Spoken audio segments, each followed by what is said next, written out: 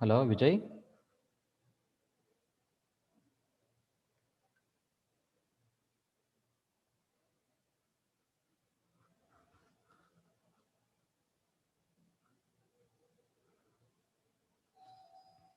Hello Vijay.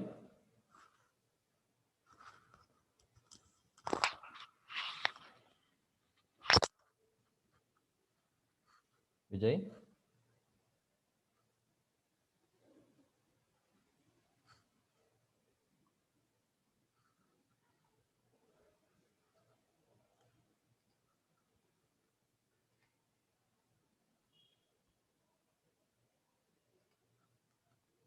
Sir, now you can unmute. Yes, sir. Okay. Sir, I will make you host.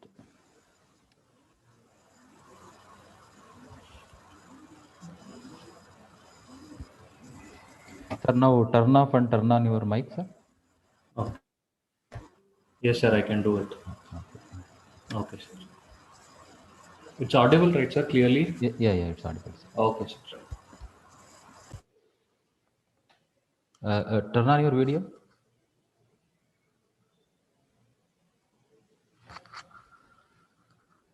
Yes, sir. Vijay, ಏನಾದರೂ eco ಬರ್ತಿದ್ಯಾ?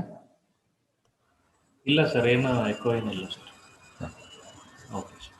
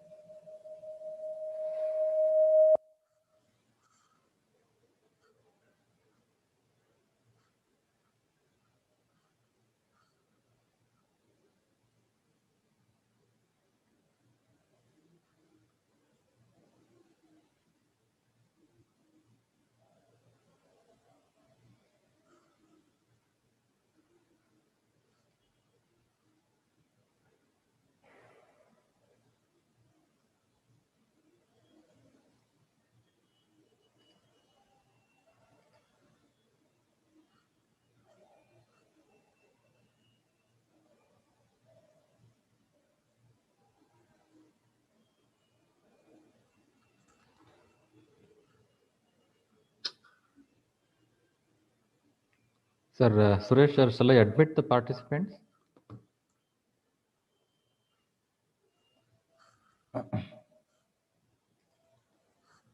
Now you can speak, sir.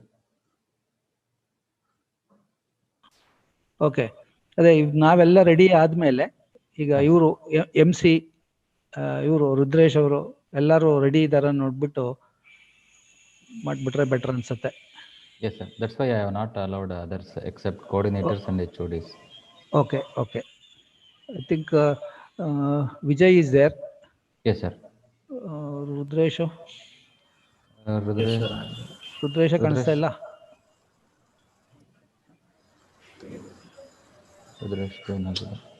Rudresh ಇನ್ನು join ಆಗಿಲ್ಲ. ಹೇಳ್ತೀನಿ sir, ಇಲ್ಲೇ ಇದ್ದಾರೆ. Okay.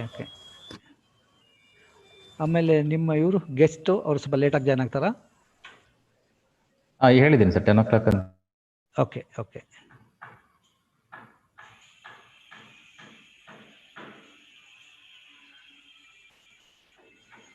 Sir, ಗೆಸ್ಟ್ಗೆ 10 o'clock ಅಂತ ಹೇಳಿದ್ದೀನಿ.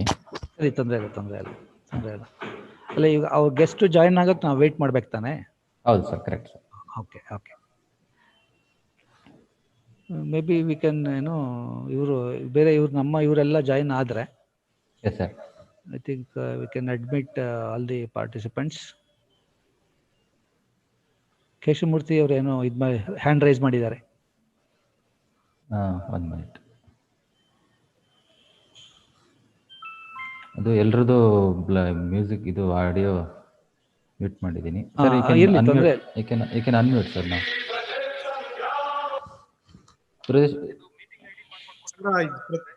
YouTube ಅಲ್ಲಿ live stream ಬರ್ತಾ ಇದೆ.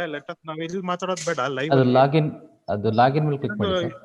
ಅದೇ ಅಲ್ಲ, ಯೂಟ್ಯೂಬ್ ಅಲ್ಲೇ ಡೈರೆಕ್ಟ್ ಬರ್ತಾ ಇದೆ, ನಾವು ಮಾತಾಡೋದಲ್ಲ. ಇಲ್ಲಿ ಲಾಗಿನ್ ನಾವು ಮಾತಾಡೋದು ಬೇಡ.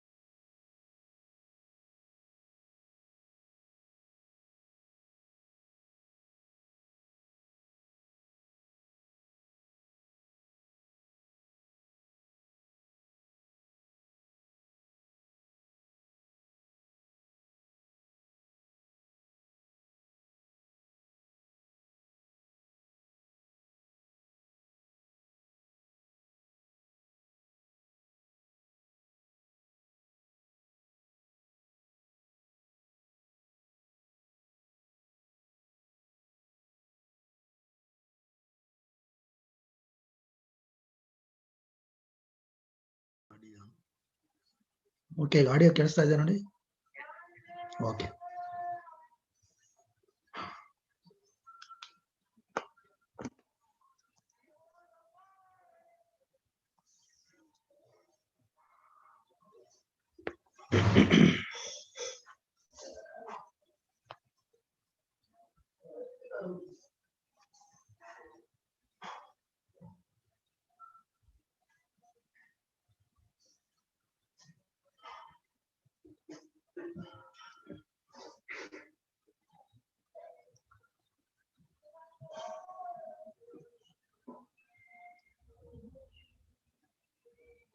Hello,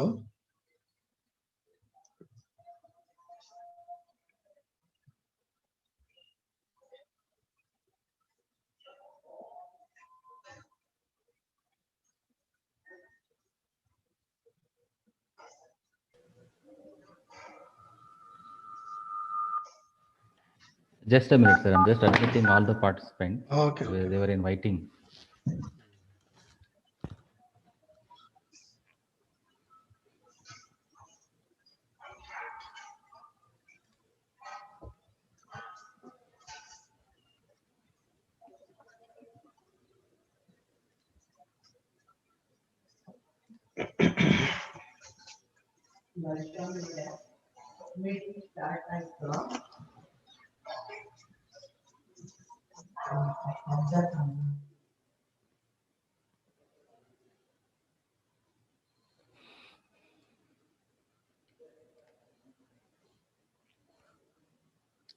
Hello, Vijay. Yes, sir. You're ready? Yes, sir.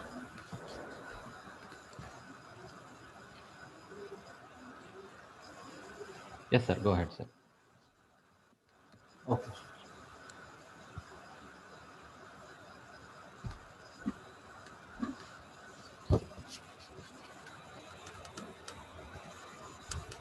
Warm greetings of the morning. I, Vijay, Assistant Professor, Automobile Engineering, Dayanand Sagar College of Engineering, would be the host for today's inaugural program.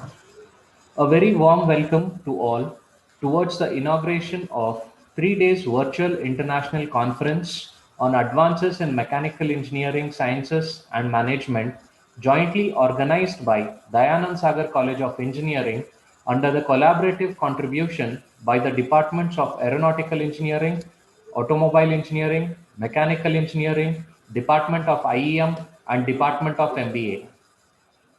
Dayananda Sagar College of Engineering is an autonomous institute approved by All India Council for Technical Education, Government of India, and affiliated to Vishweshwaraya Technological University. It has widest choice of engineering branches, having 15 undergraduate programs and 13 postgraduate programs. In addition, it has 20 research centers in various branches of engineering, catering to research scholars for obtaining PhD under VTU. All the UG programs are accredited by NBA. DSC is accredited by NAC with A grade. Quote, when learning is purposeful, creativity blossoms. When creativity blossoms, thinking emanates. When thinking emanates, knowledge is fully lit. When knowledge is lit, economy flourishes, unquote Dr. APJ Abdul Kalam.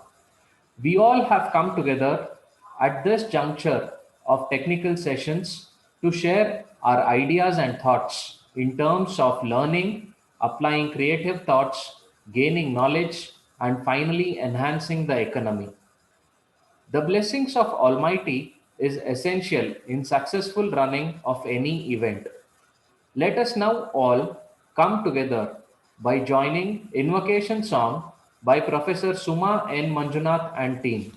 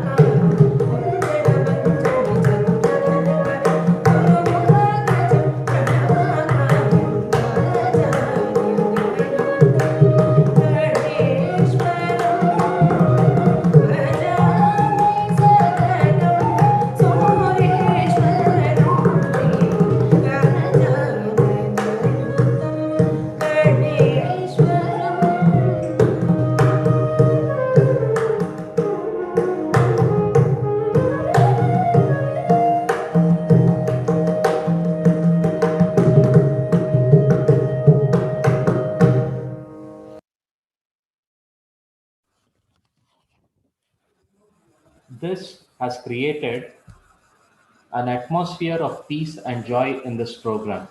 Thank you, Professor, and your team for the invocation song.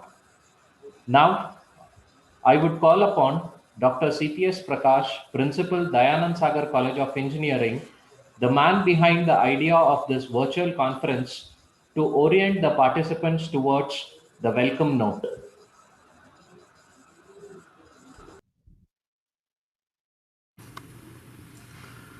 Good morning. Welcome to each one of you. It gives me immense pleasure to welcome you for this inaugural program of the International Conference on Advances in Mechanical Engineering Sciences and Management, jointly organized by Department of Aeronautical Engineering, Automobile Engineering, Industrial Engineering and Management, Mechanical Engineering and Management Studies, Department of MBA. Today we have with us Sri K. Jairaj, former Principal, Additional Principal Secretary, Government of Karnataka, and also advisor to Dayanand Sagar University, as the chief guest to inaugurate this international conference. I, on behalf of all the members of the organizing committee, faculty and staff of Dayanand Sagar College of Engineering, extend a hearty welcome to Sri Jairaj sir. Similarly, we have Dr. S.N. Omkar as the keynote speaker. He is the Chief Research Scientist from Indian Institute of Science, Department of Aerospace Engineering, to deliver the keynote address. Sir, on behalf of the members of the organizing committee, I extend a hearty welcome to you. We have with us our beloved Secretary, Sri Gali Swami. He is the backbone of all the activities that we carry out at Dayanand Sagar College of Engineering. He is presiding over today's inaugural program. I extend a hearty welcome to our beloved Secretary. I welcome all the participants for this international conference, and I hope that you will have a good time during this period of international conference to establish good network with fellow researchers and to carry forward your research initiative to its logical end. I once again compliment all the members of the organizing committee for making efforts in realizing this international conference. Thank you. Thank you, sir, for providing necessary support and motivation to organize the international virtual conference at this massive level. I request Dr. Rudresh M., Organizing Secretary, International Conference on Advances in Mechanical Engineering Sciences and Management, to brief about the conference. Very good morning to one and all. I, Dr. Rudresh M., Organizing Secretary, International Conference on Advances in Mechanical Engineering Sciences and Management 2020. I once again welcome you all for 3-day virtual international conference. We have received more than 200 abstracts from the researchers across the world in the field of mechanical, automobile, aeronautical, industrial engineering, and management studies. Out of 200, we have accepted 150 abstracts after peer reviewing and divided this accepted abstracts into 6 themes, naming materials and manufacturing, design engineering, quality management, aeronautical engineering, thermal engineering, statistics, and data analysis. This theme-based approach of paper presentation are planned to carry out virtually in 15 sessions spread over 3 days. Delegates have the choice to attend any parallel sessions. So in addition to these contributory papers, the conference invites renowned experts from reputed industry and institutions across the world for delivering keynote address and plenary sessions in the field of mechanical engineering sciences and management studies. I hope this 3-day virtual conference will enrich our research capability. Thank you. Over to Vijay. Thank you, sir, for briefing us all about the overview of this program and how it would be helpful to one and all. I would like to request Sri K. Jairaj, IAS Advisor, Dayanand Sagar Institutions, distinguished chief guest to deliver the inaugural address.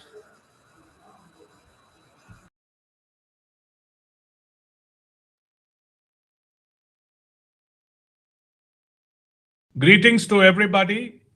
I'm pleased to deliver the inaugural address for this International Conference on Advances in Mechanical Engineering Sciences and Management, ICAMESM, which is being conducted virtually in 2020. I welcome and wish all the participants the very best and a very productive learning experience in this conference.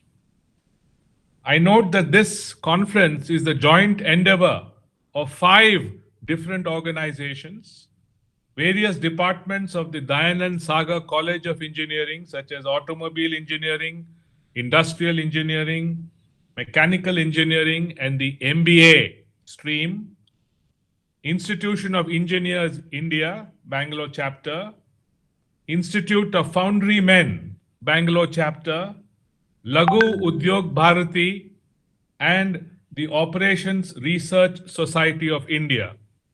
It is good that all these 5 organizations have got together and planned and executed this conference.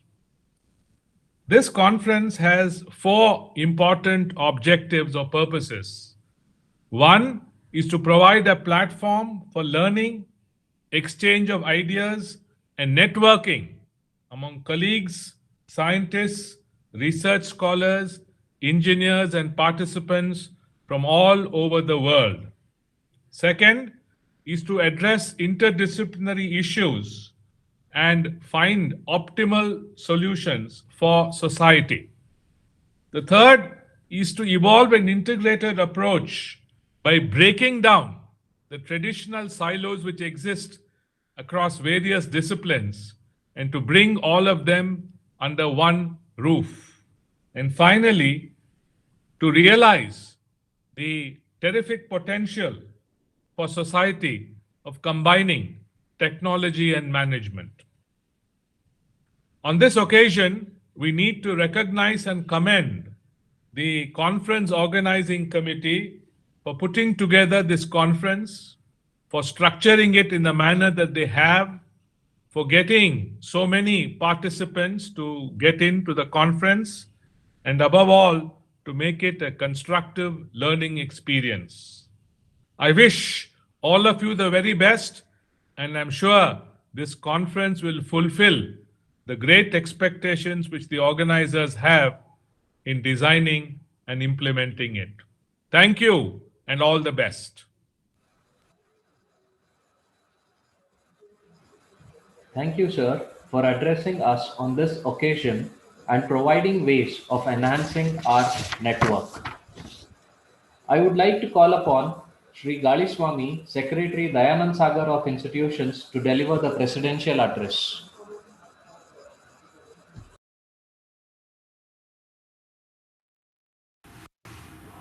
Good morning. Welcome to Dayanand Sagar College of Engineering.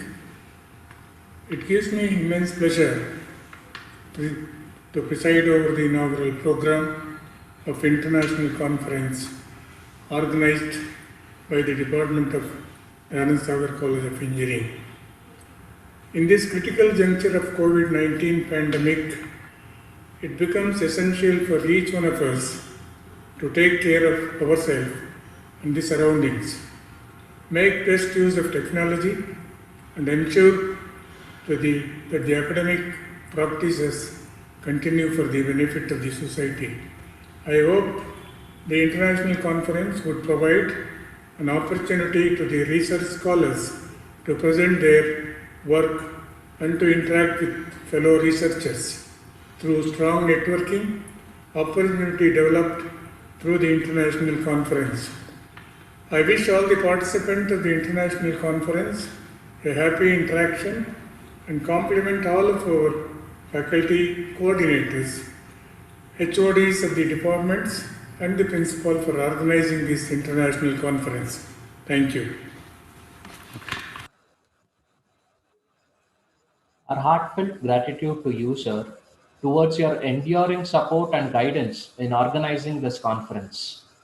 I would now request Dr. Hemalata KG, Professor and Head of the Department MBA, Dayanand Sagar College of Engineering, to propose vote of thanks of this formal inaugural program, which will be followed by the most interesting keynote address on drone computing.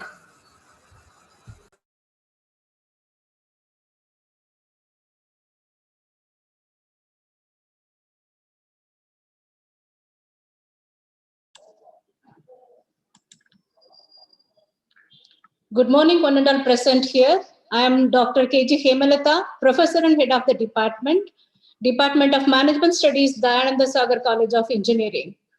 On behalf of Dayananda Sagar College of Engineering, I take this opportunity to propose vote of thanks to all who contributed directly and indirectly to the International Conference on Advances in Mechanical Engineering Sciences and Management 2020, jointly organized by Aeronautical Engineering, Automobile Engineering, Industrial Engineering and Management, Mechanical Engineering and Management Studies in association with the Institution of Engineers India, Lagu Udyog Bharati, Karnataka, Operation Research Society of India, Bangalore chapter, and the Institute of Indian Foundrymen, Bangalore chapter.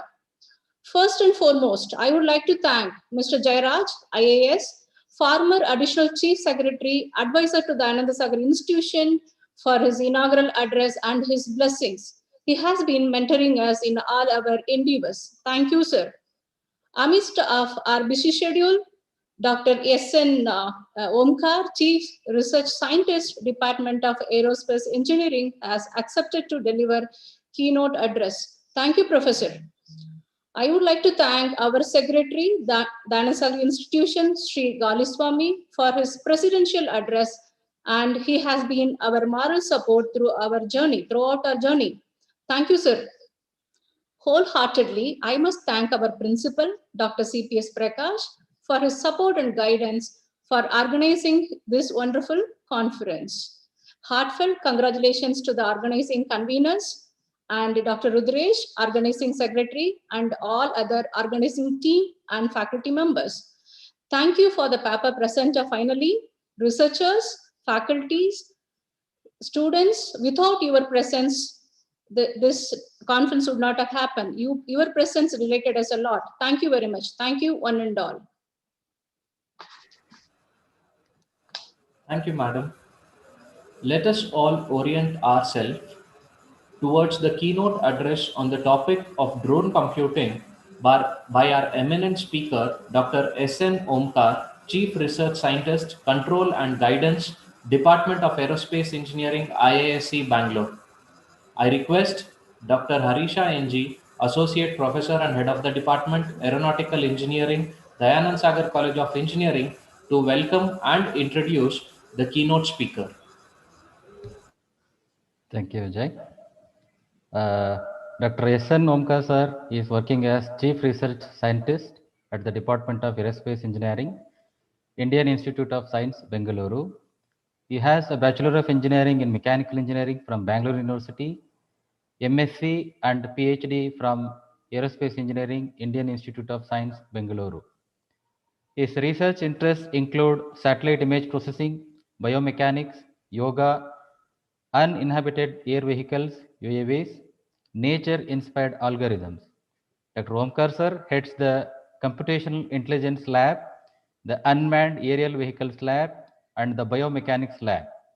He is also pursuing several projects and research work in the area of image processing and unmanned aerial vehicles. He has developed a number of algorithms and used them for a variety of applications like road extraction, flood assessment, crop classification, crop growth analysis, etc. On the other facet of Dr. Omkar sir, research includes composite design optimization using nature-inspired techniques. He has also pioneered in using biomechanics for aerospace applications. This is of significance in the light of country's interest in human space mission. He has established a laboratory facility towards this. Dr. Omkar has more than 130 journal publications, and he has presented papers in more than 100 conferences, which include both national and international conferences.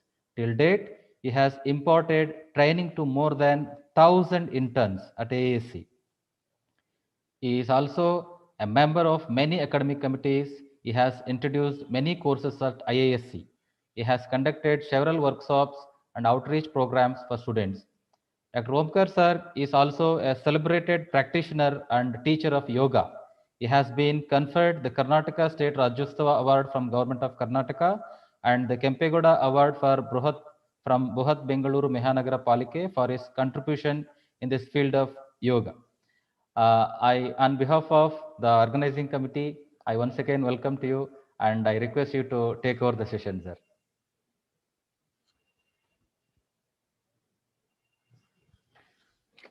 Sir, please unmute, sir. Yeah, thank Yes, sir, you, you're Professor audible. Harish. Thank you very much, sir. And well, thanks for the nice invocation, good introduction. I thank all the guests. And now I'll share my screen, correct? Yes, sir. Okay, I will share.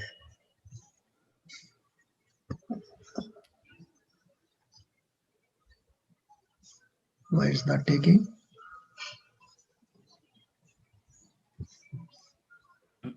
Just a minute, sir.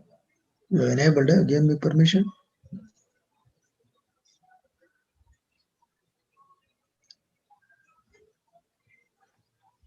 You try once again, sir.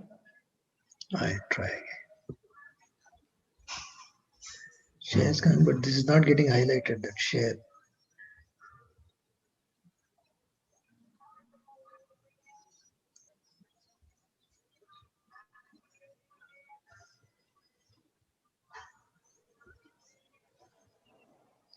You have made me the host, huh? Yeah, you are the co-host.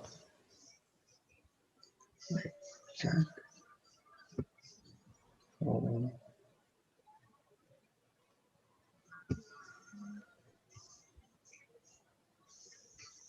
Now share, sir.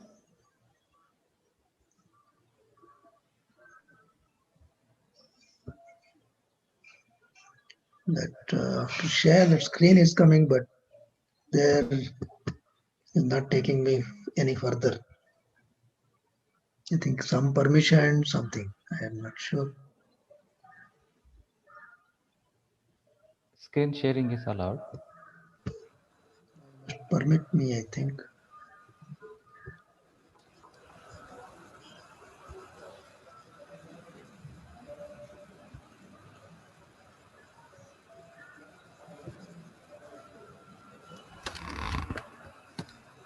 The share is not getting highlighted. See, that's the problem. Bottom, there is that share. Yes, sir. So,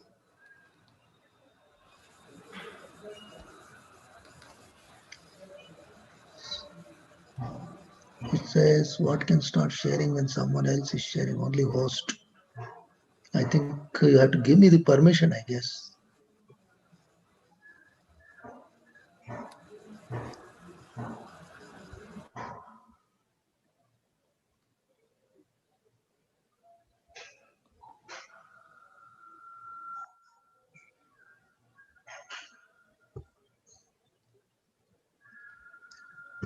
Now the share button is not on. Yeah, I'm just checking.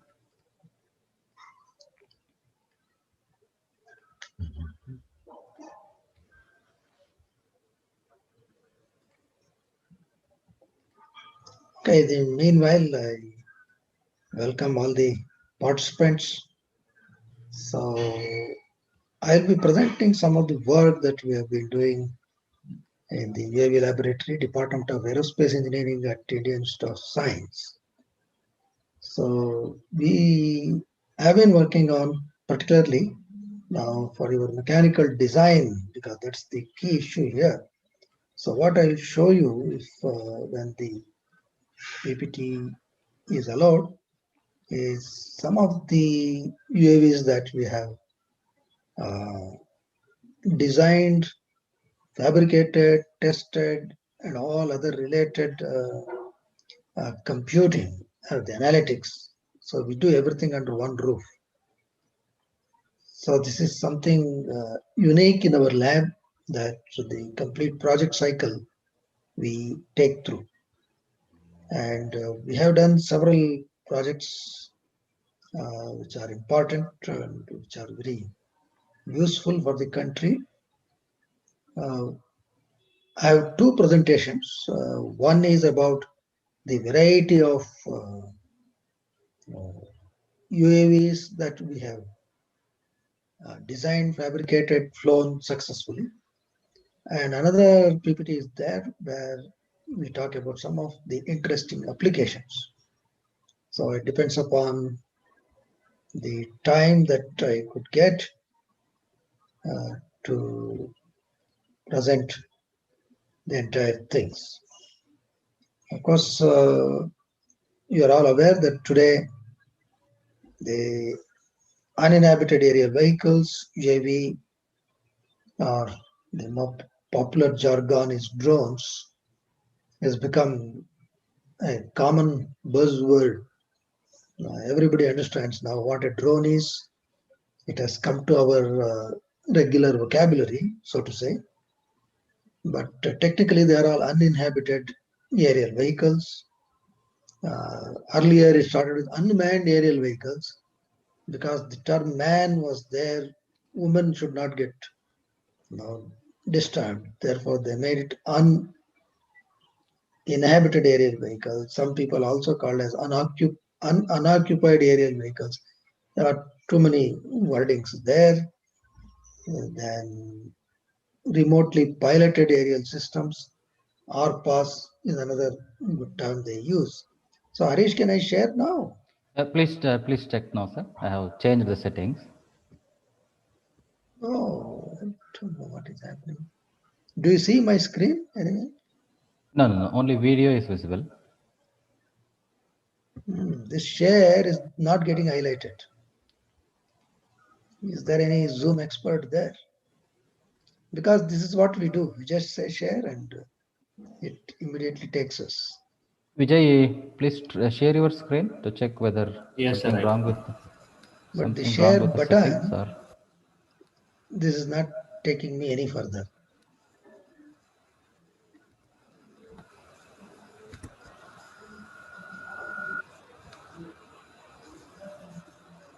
So today, anyway, drones, yes, it is most talked about because it is becoming ubiquitous. You can find drone applications in variety of segments.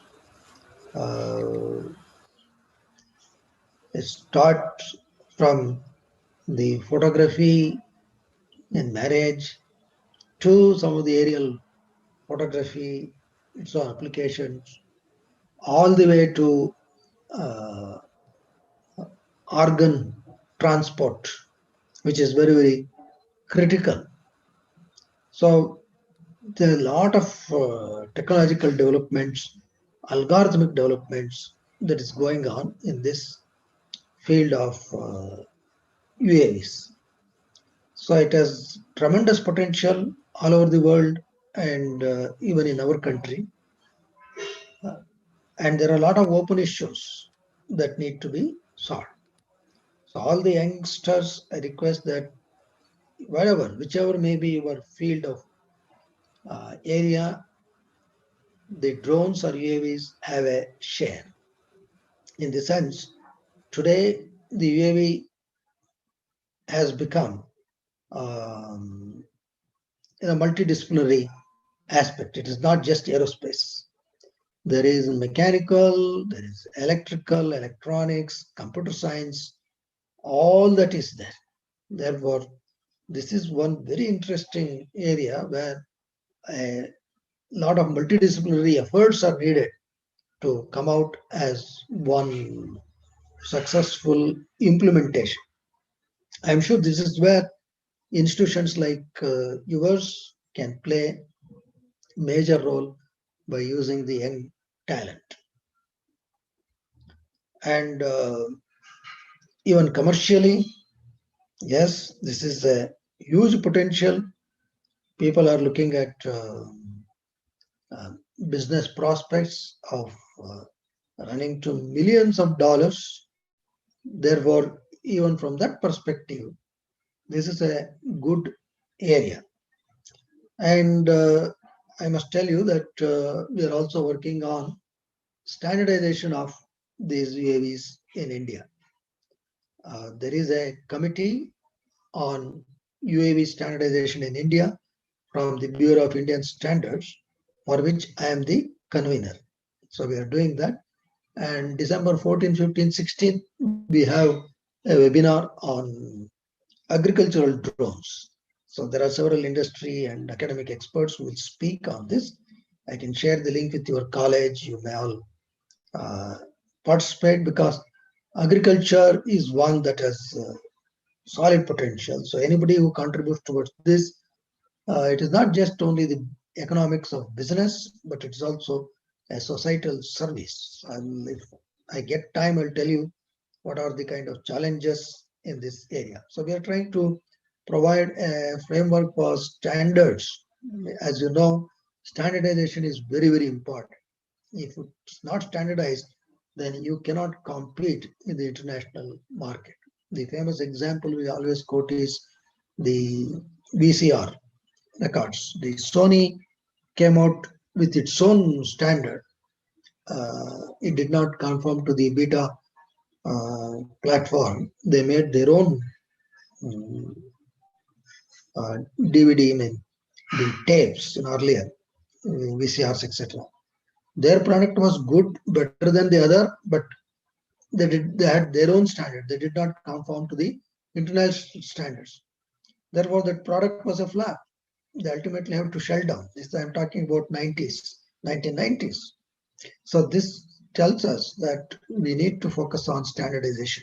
So in engineering, I'm sure there are a lot of engineers in this forum. Whatever you pursue, first look at standardization. What is the standard? How should I go about? You cannot do something arbitrarily and hope to market it.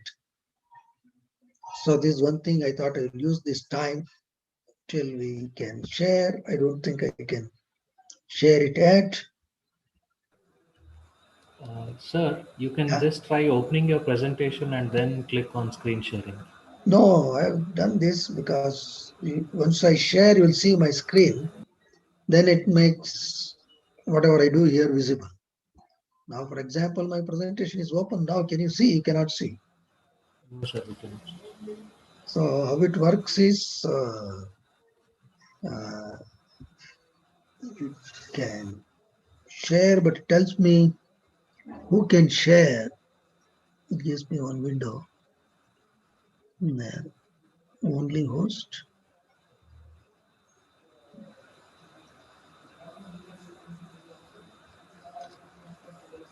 Am I the host now? Yes, sir, you are the co-host, sir. You are the co-host, sir. I don't know what it means, but it is not allowing me to share. Sir, if it is feasible for you, you can send it copy to Harisha, sir, and then he'll share from his screen. This is a mega site. A lot of videos are there. Let me check what is the size. I did also split. Sir, now I have made you main host. Now you try, sir. Let me see.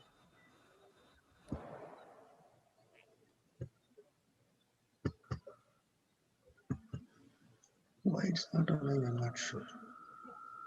Let me check the size of this PPT.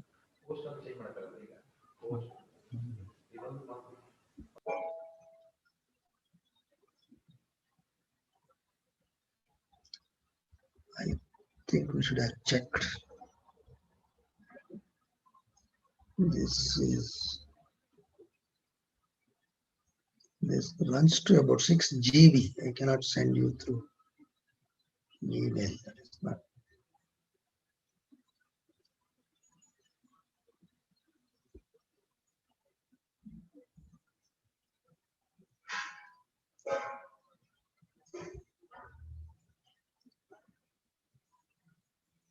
Well, I'm sorry. I don't know really what to do.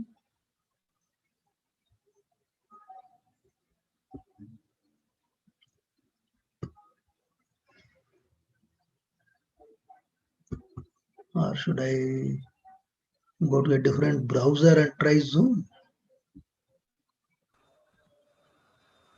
It works good in Google Chrome, sir. I came from Explorer. Give me try with Google Chrome, sir. I will come out of this. Yes, sir. Yeah, just excuse me for a couple of minutes. Yes, sir. Oh, you have to unhost me. Otherwise, it will create problem. You have made me host, no? Yes, sir. Harisha sir will announce you. You just do that, then I will log out.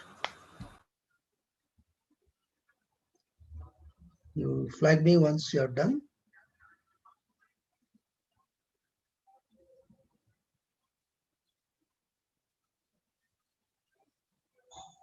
Is that okay? Just a minute, sir. Harisha sir will do it.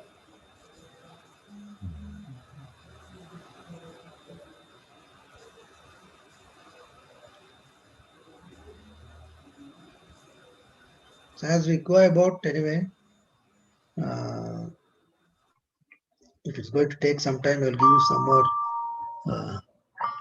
Hope somebody is calling. Let's. Hello. Oh, how do I do that? I should do it. Go to. Oh, on your name, Harisha. Okay.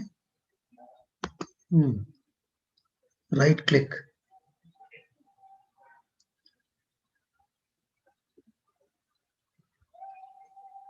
Allow to make host. You want to change the host ID to yes. I think I made you.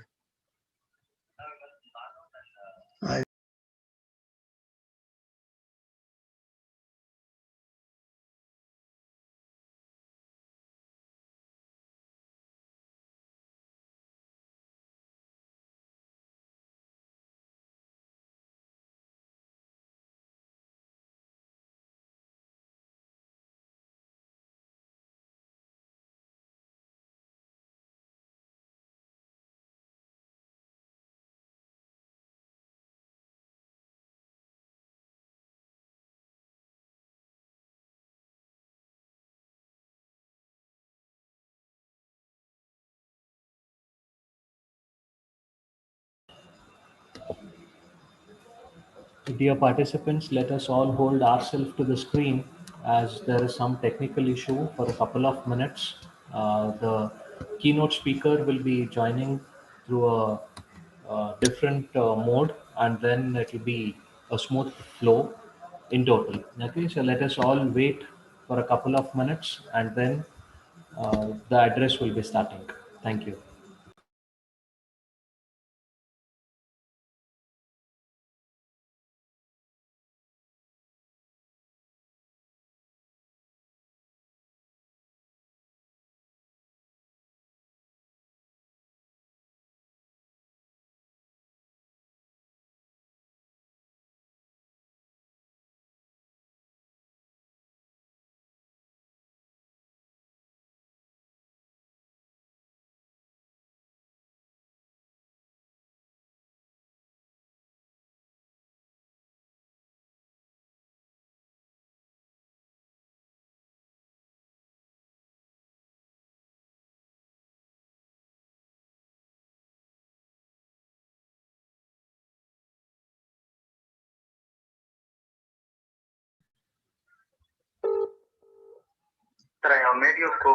Okay, I'll try now.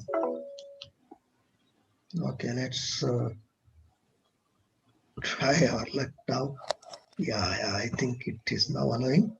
You're able to see my screen? Yes, sir. Yes, sir. Oh my God, I didn't realize the browsers can play havoc. Anyway, so sorry for That's okay, no problem, sir. Not an issue. delay. All right. You're able to see? Yes, sir. Okay. Just give me a second.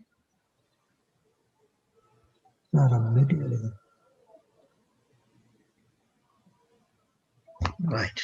So this is the topic, drone computing. You see, today this is one of the hot topics of research. By drone computing, we mean all the computing that we do with the drone, whether driving the drone or deciphering the data that we collect from the drone. So all these things come under this umbrella of drone computing. So I'll try to show some of the drones that we have done, and these are some of the applications in which we have worked. Of course, manufacturing, and then the agriculture, energy management, environmental monitoring, medical healthcare, transportation. So drones have phenomenal applications. So some of it I'll try to show you. Well, this is what I would like to tell you that, first when you want to look at what is happening on the earth, yes, of course, satellites will do marvelous work, but as you can see that the resolutions will be not that good. The coverage area, yes, you can get kilometers very easily, but you cannot get the data whenever you want with the satellite because they have their own cycle, their update time is there. And the next one is to use the aircrafts. People have tried a lot of things with this, but again, flying a big aircraft is another big issue, expensive, it needs a lot of permission, etc. So next is to look at drones. You can get very high resolution imagery. You can get whenever you want. And even when there is cloud cover, you can work with UAVs because they fly below the clouds. So these are the advantages. That's why drones have a major role to play, even in surveillance. Apart from this, they are into a lot of things like packet delivery, emergency medicine delivery, etc. So commercially, yes, people expect. I'll not spend much time on these things. There are studies which show that this is going to be of tremendous impact financially. So it's a good time for anyone to venture into this. So what do we mean by drone computing? Use of computers in drone driving and drone data deciphering. This is the definition I have given for drone computing. So this involves how you actually drive the drone. See, there are varieties of ways where you can drive a drone. One is, of course, manually you can drive and you can make it autonomous, etc. Then the next question is, only flying the drone is of no big use because what you get from the drone, you can collect varieties of data. You can put a RGB camera, you can put a multispectral camera, you can put a hyperspectral camera. Well, you can also put a laser camera or any type of such disease, or you can put some environmental parameters measuring gadgets, etc. But once you collect the data, it should be of some use. So that needs data analytics or video analytics. So that is what we call as drone data deciphering.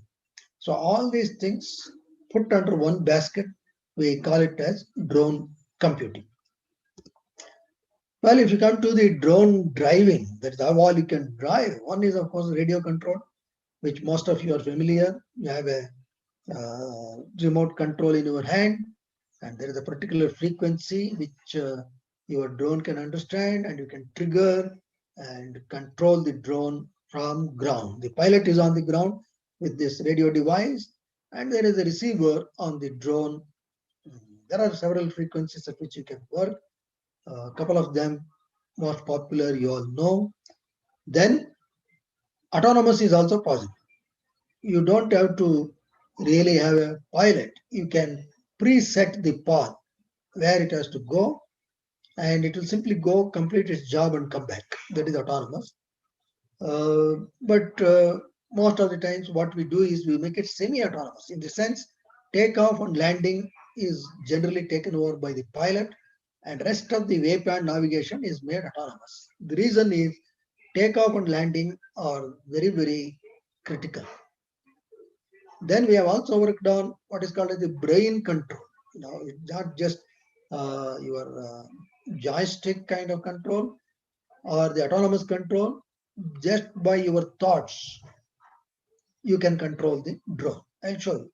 Then, of course, gesture and voice control, I will not show you because today we have a lot of devices even at home like televisions, which can understand this gesture and voice. So similar things can also be done with the drone. So these are some of the payloads that you can put. You can put a RGB camera, hyperspectral, of course GPS is there, which is essential, and GPS, an alternate Indian version is also there, that is called as the NAVIC, developed by the ISRO. So a lot of activities are going on in this also. I would also suggest that some of you students who are interested should try to work with NAVIC because it is Indian. So as our Prime Minister says, we are all focusing towards Atmanirbhar Bharat. Today, in the drones, whether fortunately or unfortunately, we are still importing a lot of things like motors, the electronic circuit boards, speed controllers, batteries. So frames, yes, we are quite comfortable in making in India. In motors, etc., a lot of people are working. We should really look at how much we can indigenize this, especially the youth should take it as one of the main agenda point. How can we reduce importing some of these things? How can we make? So that make in India culture should come, and the right place for that culture to come is the engineering colleges. So please, whatever small little you do, be it be a repetition, don't worry, but try to do something that works. Important. You have to wet your hands. That culture should come. If that comes, then it is easy. Otherwise, simply making some studies, of course, it is essential to build up theoretical knowledge, but unless you implement, it will not give you the confidence. So whatever stream you are in, electrical, electronic, computer science, try to make some working modules. That's the most important thing.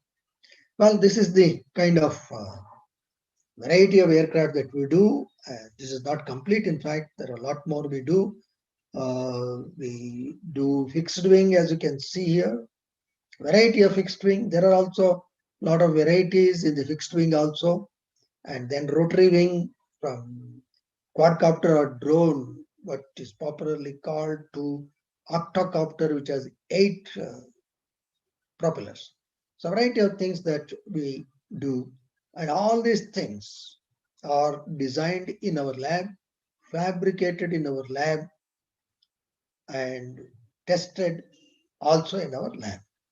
So that is the kind of thing that we do. Of course, as I said, we do buy these motors and propellers off the shelf, but most of other integration, the mechanical framework, etc., is all indigenous. Again, this is another view. We have started, this is about 300 mm end to end to this. This is about 4 meter end to end. So this is the kind of scale that we have done. Other varieties of wings, there are varieties of control surfaces, as you see here.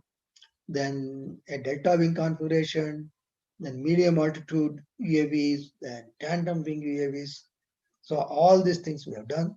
And in fact, because this is being organized by the Dayananda Sagar College, I must tell you that in more than 2 to 3 projects, the Dayananda Sagar College students have contributed to a great degree to the success of some of the projects.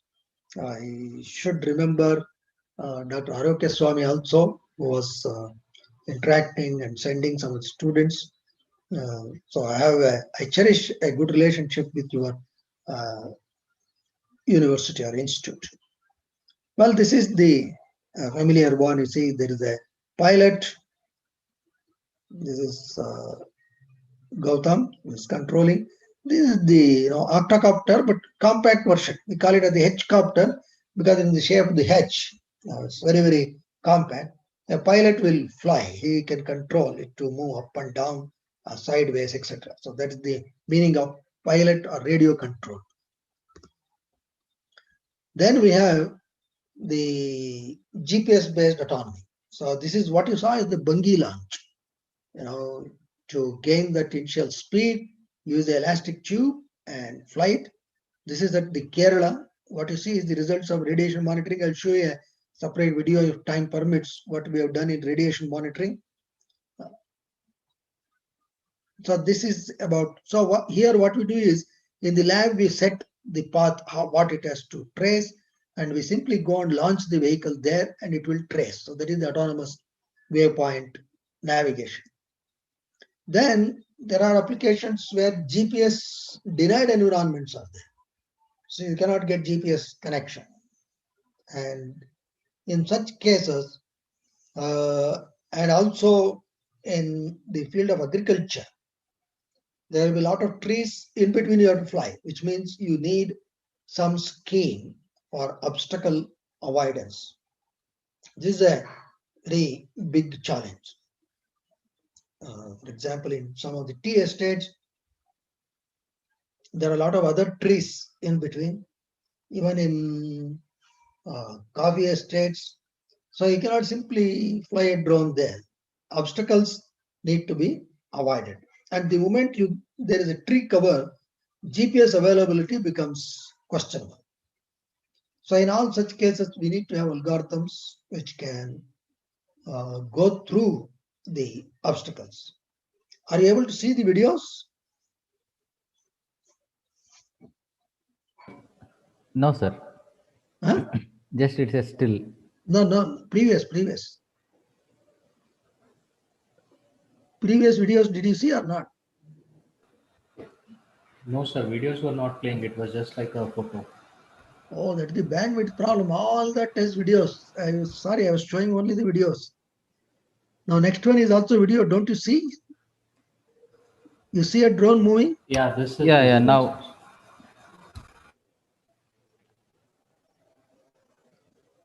Can you see that? Yes, sir. Okay, so this is one of the things. This is where obstacle avoidance. You can see this is the woods in the IAC on your left side. On the right side is how the algorithm works. You see, we compute the what is obstructing or the texture of the trees, and this will indicate the path of least resistance where the drone has to follow. So this is based on supervised learning, and all that we have is the Android computing platform, and it is completely autonomous. It is based on a monocular camera on board. There's nothing else. So it does all that by itself. So this is called the texture-based algorithms. But these texture-based algorithms, the problem is when you have a horizontal branch, then you may run into problems because it looks for textures as a vertical column. Therefore, we came out with another algorithm which is based on the, we'll skip all these details, which is based on the optical flow. So you can see here, we use the optical flow. So this is, this can avoid even the horizontal branch, and you can see on your left screen, the drone moving. On the right screen shows how the algorithm computes the path of no obstacle. So this we have successfully implemented. And please remember, this is just on an Android board. Now, of course, we have more sophisticated high computing platforms on drone, which are affordable. Now we are trying all that, so we can make these algorithms much faster and better. So this is where the electronics, computer science people can really get together in making the algorithms very light, because it has to be real time computed. Therefore, it is very essential that you have an algorithm which is light. Lighter, the better. Then we have worked on, this is what is called as road following or path following. What it will do is it will detect the edges and it will center to the road, and it will keep moving, and it moves with a high speed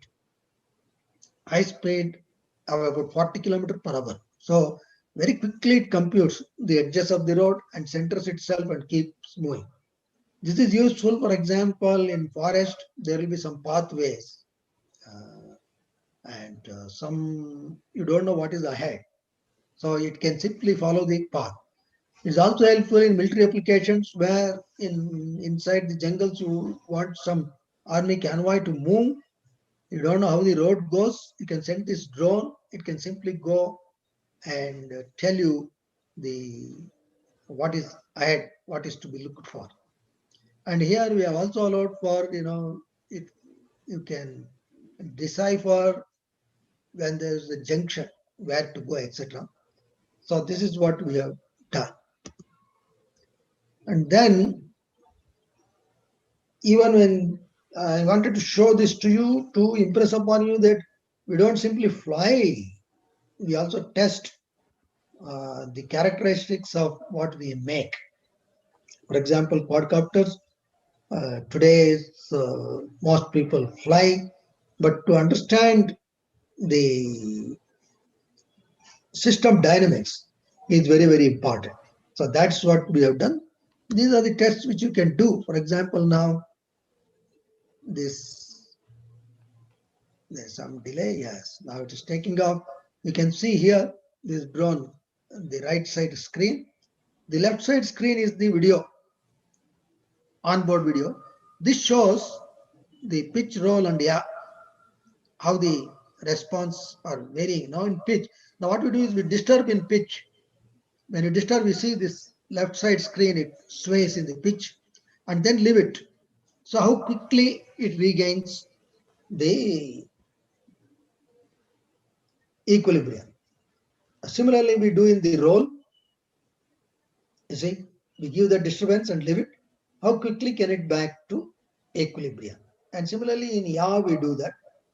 Just the pilot gives a disturbance and leaves, and how quickly it regains stability. So this will help us to understand. For example, in the yaw disturbance, you can see in the yaw, can you see the left side image completely moving this way, this way in the yaw plane, and then we leave it to understand the system dynamics. So later you can compute the transfer function, etc., so that you know for what input, what is the output, etc.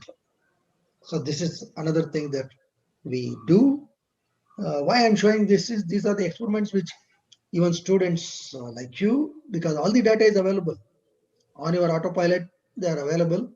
You can just test yourself to get yourself convinced how good or how stable is the vehicle that you are going to use. Then this is another interesting thing.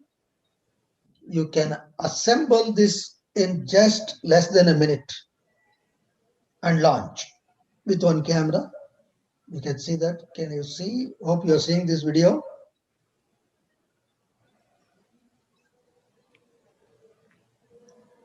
Harish, you are seeing the video? Yes, sir. Yes, sir. Yes, sir. Good. You can see that. You see, you can hand launch. And you know that this is made up of only foam, no big thing. Just one motor, propeller, foam. And let me put it for those of you who want to try, this would cost maximum about 2,000 rupees. That's all. It is just application of the mind and effort that is essential. And of course, you have to be careful in flying these things, because now there are regulations for flying any unmanned aerial vehicles. So don't take it lightly. But what I want to tell you is that don't stay away from UAVs thinking that it is some very, very complex thing to fly. It's quite easy. There's a lot of fun. There's a lot of learning. It's a very, very fascinating area, especially for students. So this is one small thing. The idea we did this, you can carry on your backpack. It weighs only about 1.5 kgs. You can put it on a backpack, go anywhere you want to deploy, very quickly you can deploy. And it will take off, and it does not need any long runways, etc. And because this is foam, even if it has slightly bad landing kind of thing, then nothing will happen. The impact cannot be too much as to break, such as the idea. Then this is the lightest aircraft perhaps in the country. It is just 800 grams, including motor, battery, everything. I hope you saw how it was launched. It's so light. It is made up of carbon composites with a truss configuration. We use the truss configuration, and we have a truss winding machine we have designed ourselves, and we take just carbon tubes, wind a truss around that, and make this configuration possible. So it can take about 10 kgs. That's strong it is, but it is only 800 grams in weight. Because it is 800 grams, launching, recovering, everything is very, very simple. And because it is 800 grams, it is also very safe in the sense, even if it has, if it goes out of control, falls somewhere, it cannot possibly do any big damage. So in the context of this, I would like you to watch the, how it was launched. You see, just simple, just throwing, there's no running, nothing. It just takes off like a piece of cotton. So that is the whole idea behind making these lightweight things. Of course, these are expensive. I will run the video forward so that, because carbon composites, they are expensive, but you can do a lot of things. Today it has become quite common in most of the frames that we design, whether it be rotary wing or fixed wing. We invariably do it with the carbon composites. So especially the mechanical engineers we are talking about today, majority must be from the mechanical. Please look at these composites more seriously, know how to analyze the composites and how to integrate. See how it landed. Nothing will happen because it's very, very lightweight. So try to look at this. How do you design the composites and how do you fabricate? And let me tell you, all this is fabricated in our lab. We did not take any external industry support. You can do in the lab itself. And now this is another variety of aircraft which can take off vertically and transition like a fixed wing. So this is very, very useful when you have very tight spaces to fly, like in an urban environment or even for agriculture. You do not have a long runway. In such cases, you can see that 4 rotors, like quadcopter, it will take off, and then you can tilt it so that it can move fast. The quadcopters, they are very easy to control, but the point is, when it comes to speed, they are not as good. Whereas fixed wing, for speed, they are very good, but you cannot hover them or easily hold them in one place. So this hybrid transition vehicle is a combination of these two. Now we have developed one more version of this very recently. I don't have the videos for that, but this is one of the concepts which is easy. Then in some cases, for example, in any, you want to, let us say, take a view of a huge area, for example, in the borders, or you have some safety installations and you want to monitor them. So how do you monitor?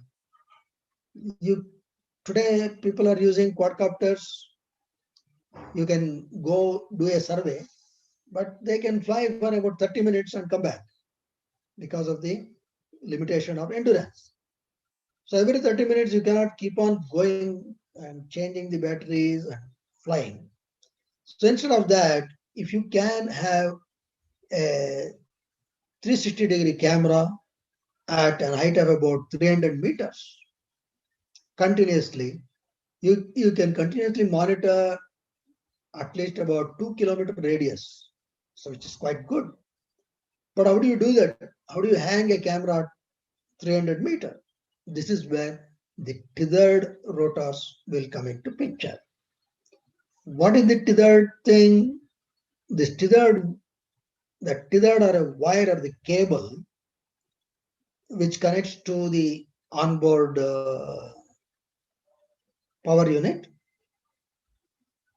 is connected to the ground AC power or ground huge batteries, which means you can run them for hours together. In fact, we have flown for 24 hours one of these tethered rotors. I'll show you that video. So it takes the AC current from the ground. So you can fly it for 24 hours, 48 hours. You can keep on monitoring from the 360-degree camera. So this is the biggest advantage. And you can do image processing. We have done a lot of work on image processing also. And you can, for those of you who are interested, you can refer to the Google. There, please search for Eye in the Sky in my name. You will find one very interesting paper where we have done the violence activity detection using drones. I'm sorry, I forgot to include that PPT here. That became such a success that the British Broadcasting Corporation, BBC, interviewed us for that work. So you can Google and find out. So this is one of the advantage of things like this. You can see this is our aerospace quadrangle. This is the drone quadcopter. There is a cable running here, which you will not be able to see because of resolution. And the cable takes the power from the ground all the way to the drone. And we have done a lot of temperature monitoring. You can see the drone.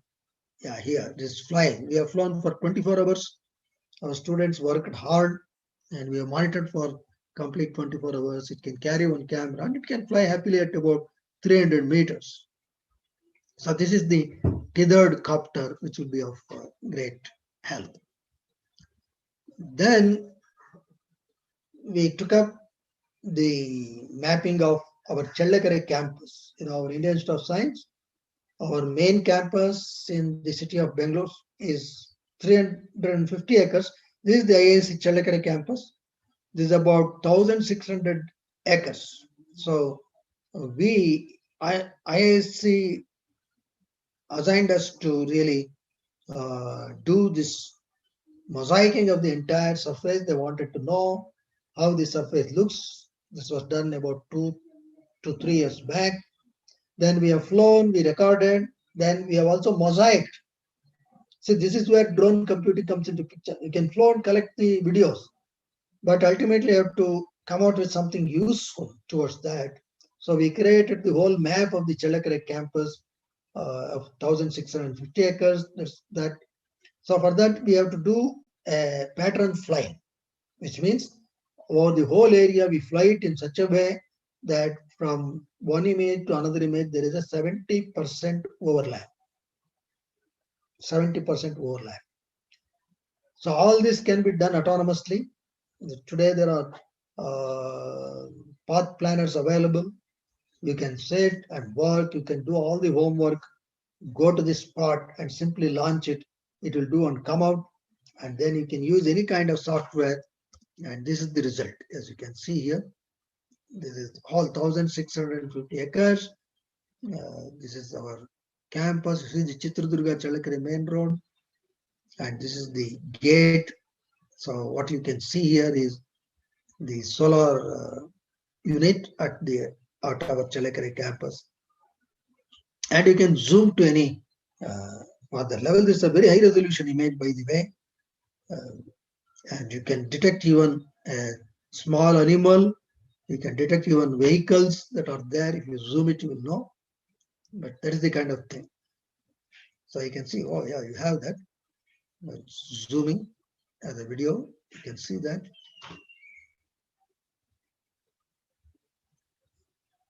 So this is the entrance gate.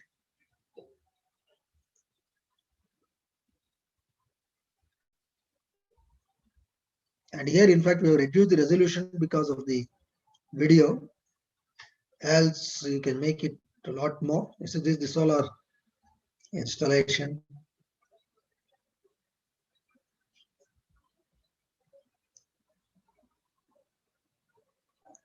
So this is a tremendous application. In fact, you can also create 3D mapping if you have a stereo camera. And today, of course, is one of the very big application. You can see our house and our team also standing there. So this is one of the great applications of UAV imagery. And this is very important. You see, we have made one thing which can fly on the water. It can take off from water and land on the water. You know the importance of these things, because today river pollution monitoring is one of the very, very important things. So we have designed this vehicle which can land on the water. You see how smoothly, and even that what you see in the bottom, the floats, that design is also very important in terms of the hydrodynamics, etc. So we have taken care of all that. So you can fit a water sample connecting unit to this. We have designed water sample connectivity. It can connect 10 samples. So it can hop at 10 different stations, collect about 250 ml of water from different stations, come back, and you can do the offline analysis of the water. If you have a good sensors, you can simply mount the sensors. It can go dip the sensors, get you all the, or transmit by telemetry all the data. So all that is possible. So one more vehicle we are designing for Northeastern Space Application Center. Maybe in another 6 months, it will be flown actually on the river.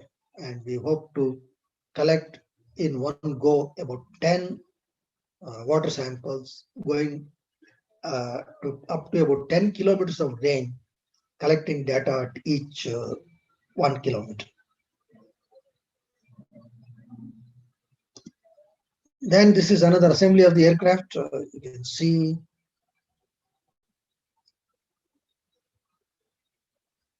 just to tell you that how our lab students did that, everything in-house.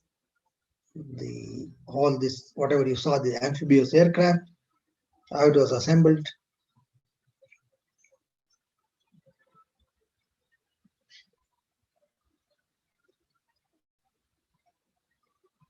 And it will be ready.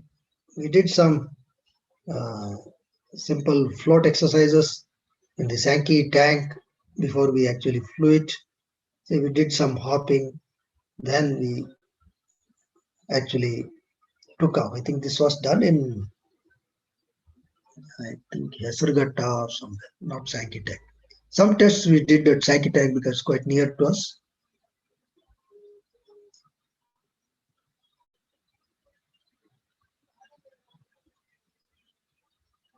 And generally, you see, whenever we fly, you see a lot of birds that come to the vehicle, but never do they collide. So they have a better control system, they never collide. And then this is the thought controlled drones. What do you mean by that? By this, we mean that you can sit, close your eyes, and simply say the drone to go to the right. Say means mentally, not verbally. Please remember, you should think that this drone should go to right, it will go to right. Then you keep on thinking it should come to left, it will come to left. Don't think that it is a magic. What really happens is we use a headset, which is EEG headset, electroencephalograph. This electroencephalograph, we wear it on our head, and our brain, there are several important centers, which this is only a 14-channel system. With more sophisticated, you can do better. What this does is that if you, whatever your thoughts are, they're after all electrical in the nature, and these electrical signals from the skull from various points can be captured by this epoch headset, and these signals depend upon what you're thinking. If you are able to think only right, some particular nodes here will be more active. That signal will have some uniqueness. All the signals are sent to a data acquisition server. Then we have analyzing software. You see the graphs like this from all the channels. And you should have good algorithm to decode what is the major thought that is going on. And that is sent to the drone, and the drone would behave that way. We have been able to generate 3 distinct signals by just thinking. You can do more if you have a better system. So I'll also show you a demo here. You can see me sitting here. I'm wearing a pocket set. This is our ground control system, which is essentially a laptop. And if you say right, it will simply go to right. No one else is controlling the drone. I say it should move to the left, it will move to the left. If the command is stop, it will stop without hitting. Then you say it should come back, it will do that. Then you can ask it to come down, it will come down. So 3 distinct commands you can really get through this. Now, of course, things have improved. A lot of gadgets have come which can give you better data. So there are competitions also held in thought control drones. So this is, of course, the aerial view of our Department of Aerospace Engineering at IISc. You can see here, this is our Department of Aerospace Engineering, and this is the small airstrip we have. This is where we do at least small vehicles fly. Flight test we keep doing here. Well, this is one part of my presentation. For the other part, I don't know. I'm sure you will have so many other things to do. So, what, Harish? Have I exceeded my time? No. Please continue. No, sir. No. No, I don't know. It's already 11. No problem, sir. No. 20. You may have other programs. No, nothing, sir. This program is scheduled up to 1 o'clock. I will not take that much time. I'll take maybe another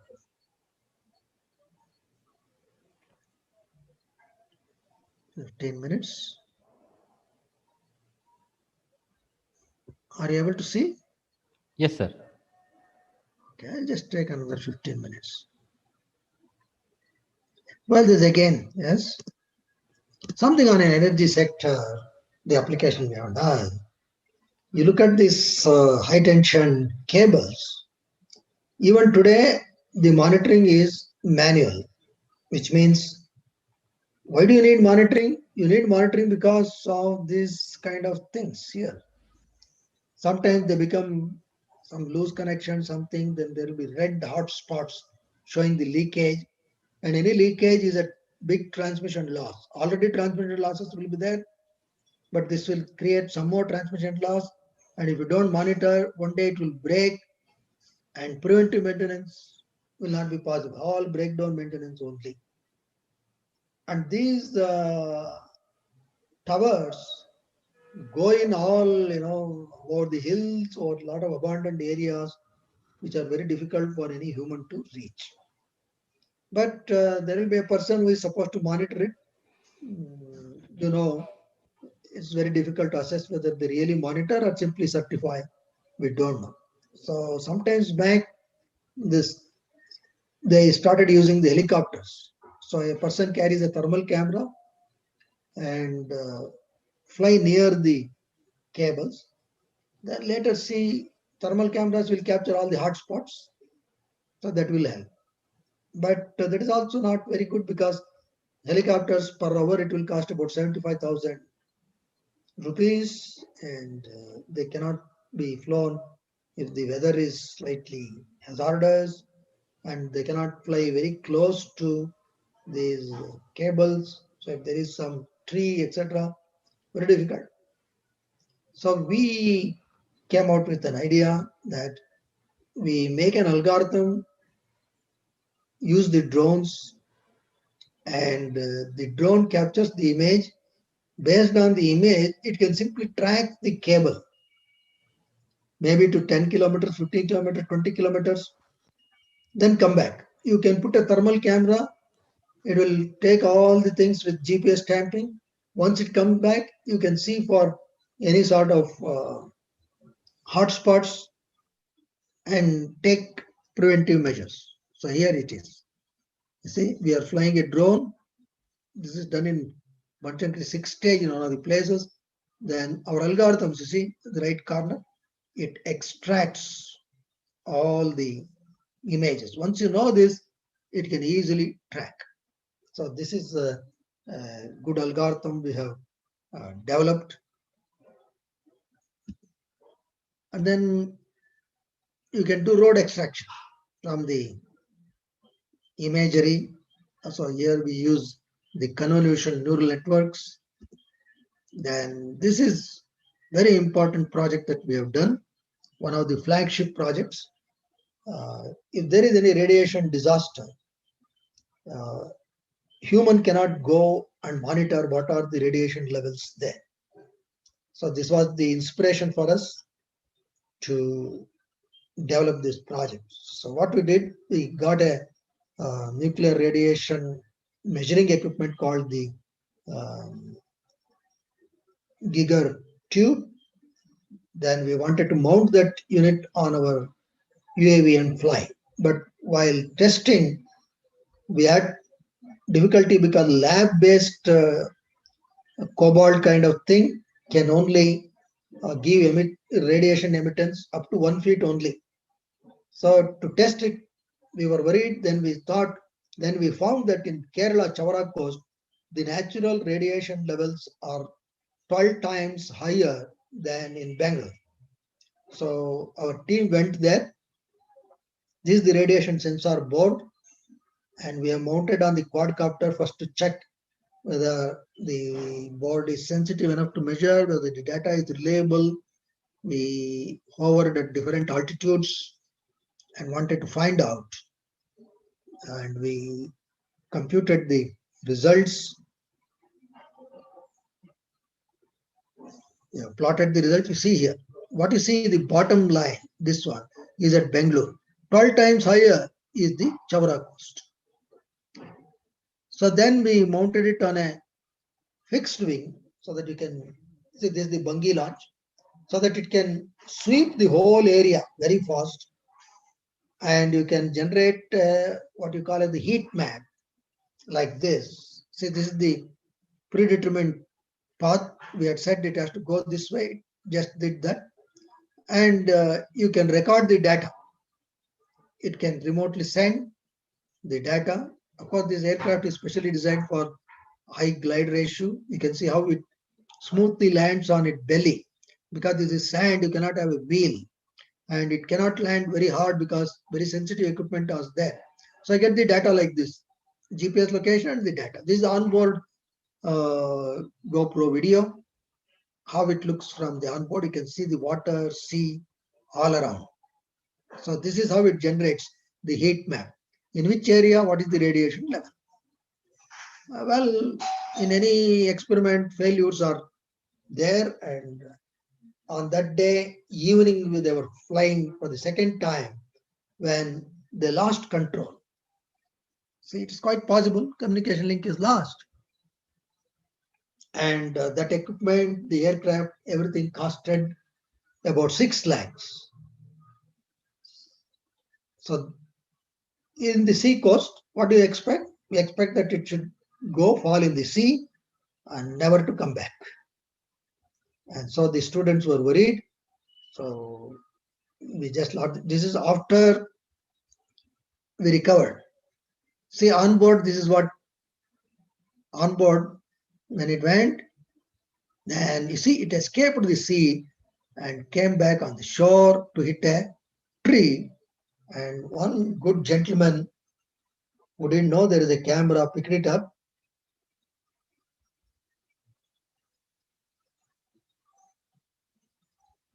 He did some test.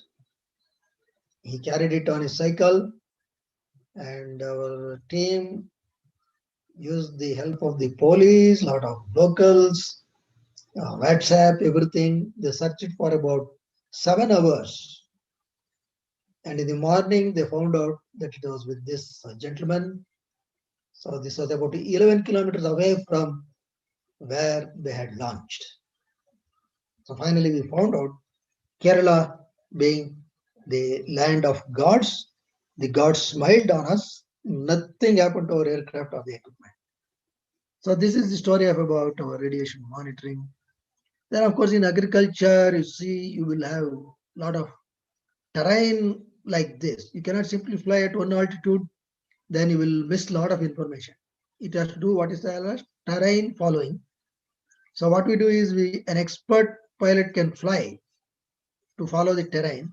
We capture the inputs of the pilot and the output of the vehicle, and we train a network based on machine learning algorithm. We call it as the imitation learning. It will imitate the pilot. So I'll show you later. This also I'll show you later. We use multispectral, hyperspectral, etc.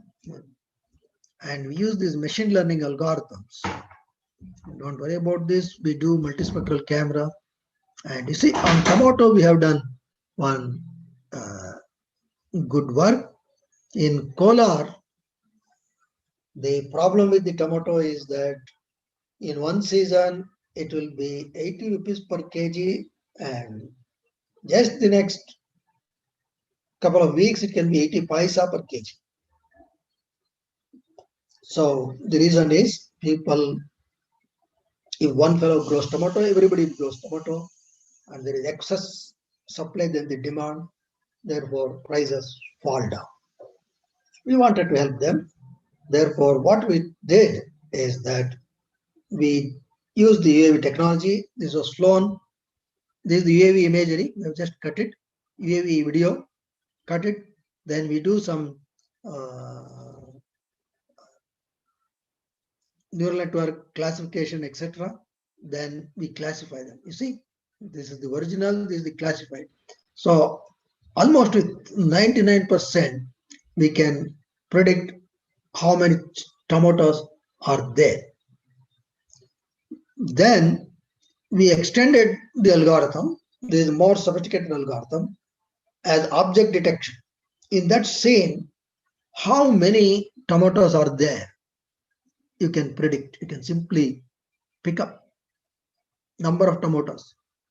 Not only that, the size of this box is also proportional to the size of the tomato, which means you know what is the size of the tomato also. Not only that, because of the RGB camera, you know the texture of the tomato. So you know the size, you know the texture, so that you can classify or grade the tomato, and you know the numbers, therefore you can also come out with the yield of the tomato. So this is a very useful information. Then depending upon the demand, you can suggest to other farmers whether to grow or not. If yes, how much to grow? Therefore, you can regulate the prices so that the farmers are not penalized. So this work of us was greatly publicized. We also have a publication of this, and it came in Deccan Herald newspaper, I remember. I don't have those clippings. So the government of Karnataka, the then principal secretary called us. We gave a presentation to him. Then the economic advisor to the Prime Minister of India, he wrote to us appreciating our work and you should extend this and all that. But no financial help really came. Well, we just kept quiet, but this is a very important work, which you can see. Tomatoes. And then tree crown extraction. We flew a. This video is not coming. A UAV on our campus, Bangalore campus, IISc. So this is how the tree comes. Then you can classify the trees. So variety of algorithms we have used. Then when it is a banana or coconut kind of thing, you can actually get the number of trees, their health. We have used what is called an extreme learning machine. Then even for the mango yield estimation, we have used deep learning techniques. You can take the image of the mangoes and you can, like we did in tomato, object detection.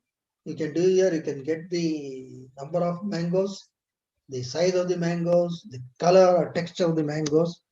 So this is the architecture we used. You can see the original image. Then you can see there are the boxes here. You should carefully observe. You see a box around each mango. That boxes are marked by our algorithm. And size of the box is proportional to the size of the tomato.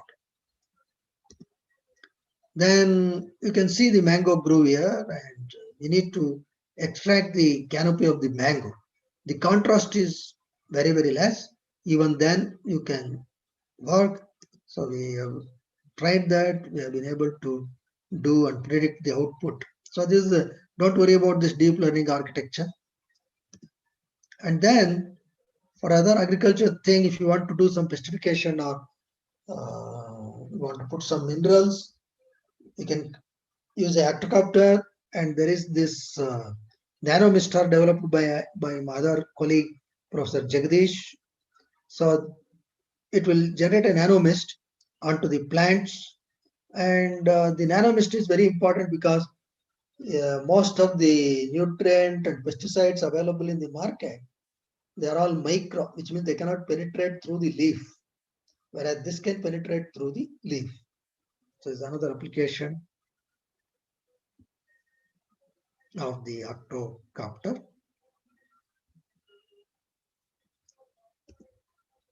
Then we did one social work on seed dropping. Today seed dropping is manual and very difficult to do in inaccessible areas. And also after you do the plantation, you don't know what is the impact of that plantation over a period of time.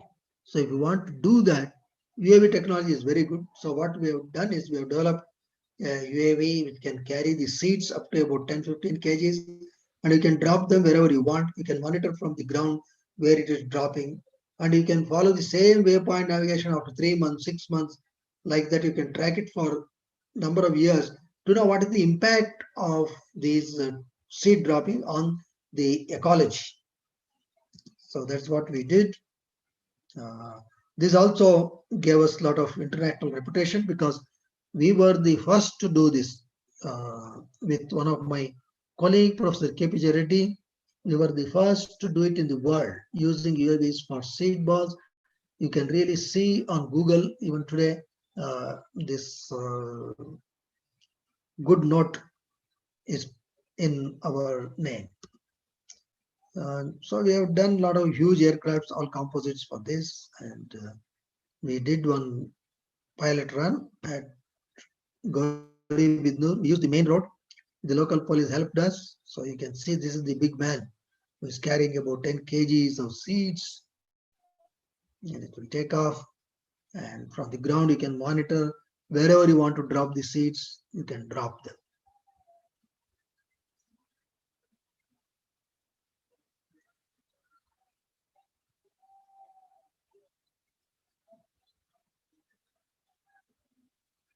So the advantage is, once you drop the seeds, you can again fly them subsequently every 3 months or 6 months and do image processing, find out what kind of trees have come up, what are there any animals, etc., coming more, or the birds.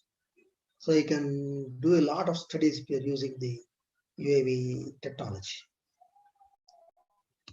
So, and I think this shows the, on a quadcopter also we did fit this, and you see this is seed dropping.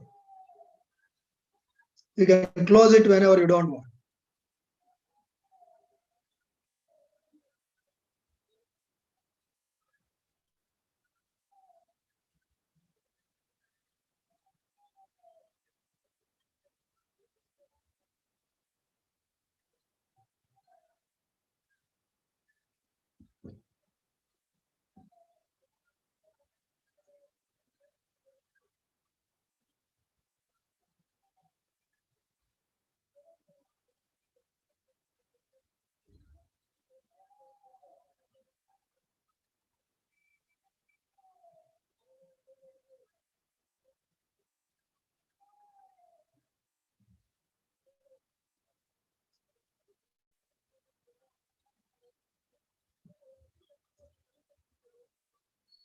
A simple seed dropping mechanism, and this can be closed whenever you want, opened whenever you want.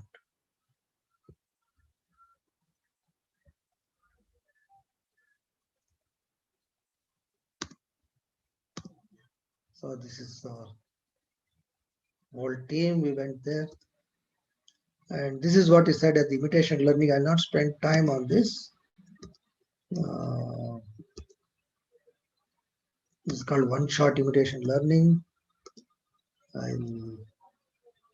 What is this video? Let me find out. This is about one-shot imitation learning, don't worry. Then autonomous navigation, what we did was trying to deliver emergency medicine. We have demonstrated on our campus.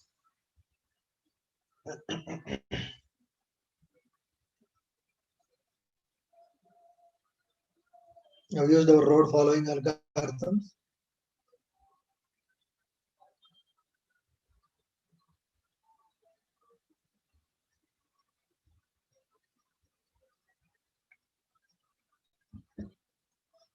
It will take off. This is done on our campus. We have tried for about 1 kilometer just to demonstrate.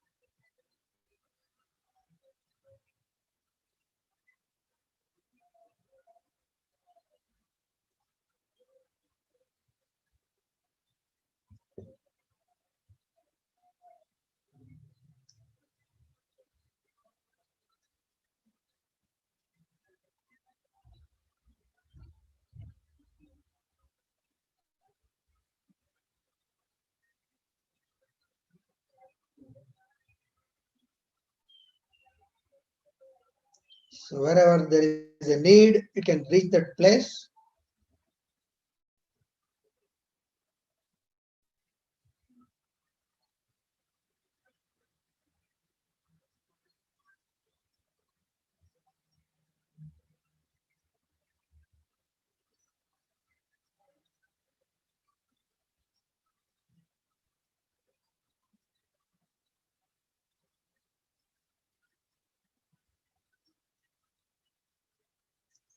That is it. Then that person can come and pick up the kit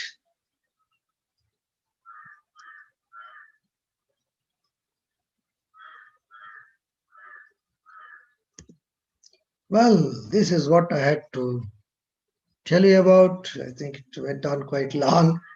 I hope I have not bored you. And if there are any questions, I will be glad to answer. There are some more work, but anyway, I have not included all the work that we have, but at least majority I thought I would show you, at least to impress upon, especially the youngsters, to get into this wonderful aspects of drone computing. So this is what, any questions? Participants can unmute your mic and you can speak if you have any questions.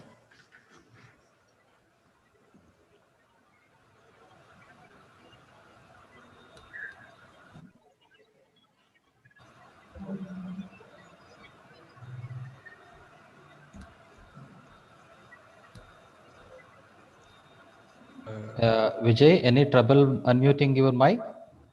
I think I no, should. sir, not at all. I should stop share or something. Yes, sir. Please stop shares. Okay, I think I've done that. Sir, excuse me, sir. I am Dr. Vasant Kumar speaking. Yes, what sir. What would be the size of the smallest drone, and what are its applications? Well, today smallest drones we are talking is of palm top. Palm tops. So they're about just 3 inches overall dia, and of course they are basically for indoor applications, and their endurance will be limited, obviously battery, but that is quite possible today, just a palm top. And elsewhere people are talking about this entomocopters, like insects, that's small. So what the basic limitation is the battery power. So a lot of work is going on in making it as small as possible. A lot of host of work, a lot of applications are there for small things, like in spying, etc. Small, it can collect the information and come back. You don't even notice it's flying. It can be that small. And in some application, they're looking at swarm of such small drones. If you want to destroy enemy aircraft, it can be there it can be spread around the airfield. As the aircraft takes off, they can all go in a swarm and get into the engine, so which will completely break down the aircraft from taking off. So plenty of applications are there, but generally, of course, the smallest what we get to see is, of course, the DJI's drone, which we see mostly in this marriage halls, etc. Quite compact and neatly done. But there are further things, what we call as the nano size. All that is there. Thank you, sir. Thank you very much. Good morning, sir. I have a doubt. Excuse me, sir. Yeah. So I'm Piyush Bansali from Dayanand Sagar College of Engineering. Yes, Piyush. Query regarding the seed distribution drone. Certainly, we cannot predict the projectile of the seed. So how effective is it that it lands on the target, the seed distribution drone? Wow, good question, because it depends upon the wind conditions, etc. Yes, sir. We try to, looking at the local conditions, we try to go as close to the ground as possible, number one. We try to fly as slow as possible so that these wind effects are not much. But as you rightly said, as there could be a lot of drift, but normally we calculate, because wind velocity we keep monitoring, wind velocity and direction. Okay, sir. And generally we know the density of these seed balls, so we make a small calculation. But not just that, in all this seed dropping, even 10% of the seeds, if they mature, that is a big success for us. Okay, sir. So we don't really need much of success. Only 10% if they come out, that's great. We have done wonderfully well. Okay. Thank you, sir. Okay. Good morning, sir. I'm Omkar. So Ah, you great. Your name is also Omkar. yeah Great. yeah. So you were talking about this entomocopters. That's the micro aerial vehicles or the nano aerial vehicles. Mm-hmm. So what we see recently is the fixed wing. So what could be some of the challenges we come across while designing a flapping wing UAVs? Yeah, I think flapping wing. In fact, one of my students recently completed a PhD on this insect flight, but this is a purely theoretical study. We wanted to look at the stability. It is not a practical fabrication. The difficulty in fabrication is, you see, the kinematics, because the way the insect flaps and heaves the wings and it flings the wings, it's quite complicated. Uh, so to mechanically mimic that is a big challenge. In fact, mechanical engineers should look at these even bird flight, not insect flight, how to mimic that. Long back, yes, we also wanted to work some 10 years back on this flapping wing. But later we found that stability is a big problem. On a flapping wing, if you put a camera, the video stabilization becomes a big mess. Yeah. Therefore, we actually had to drop out of that. And when the sizes become small, the analytics also becomes too complex because it's a very low Reynolds number phenomena, a lot of unsteady aerodynamics will come. So it's not easy to understand the phenomena that is going on around. So there are too many things involved, very complex aerodynamics by which you will not be able to know the lift and drag characteristics which inhibits the controller design, etc. So that is the big challenge. So a lot of work is going on in this, but there is no major success, so to say, for these flapping wings yet. A lot of work is going on though. Yes, even experimental work people are doing, internal tests, everything. In terms of implementation, mechanically, yes, to get all the complex variety of movements that insect generates, that is something not easy. Even the wing, see, it's very light, and if you look at the power they use, it's very small. Birds and insects, with their small power, they're able to do very complex maneuvers, which mechanically is almost impossible. Yeah. Yes, sir. Okay. Thank you, sir.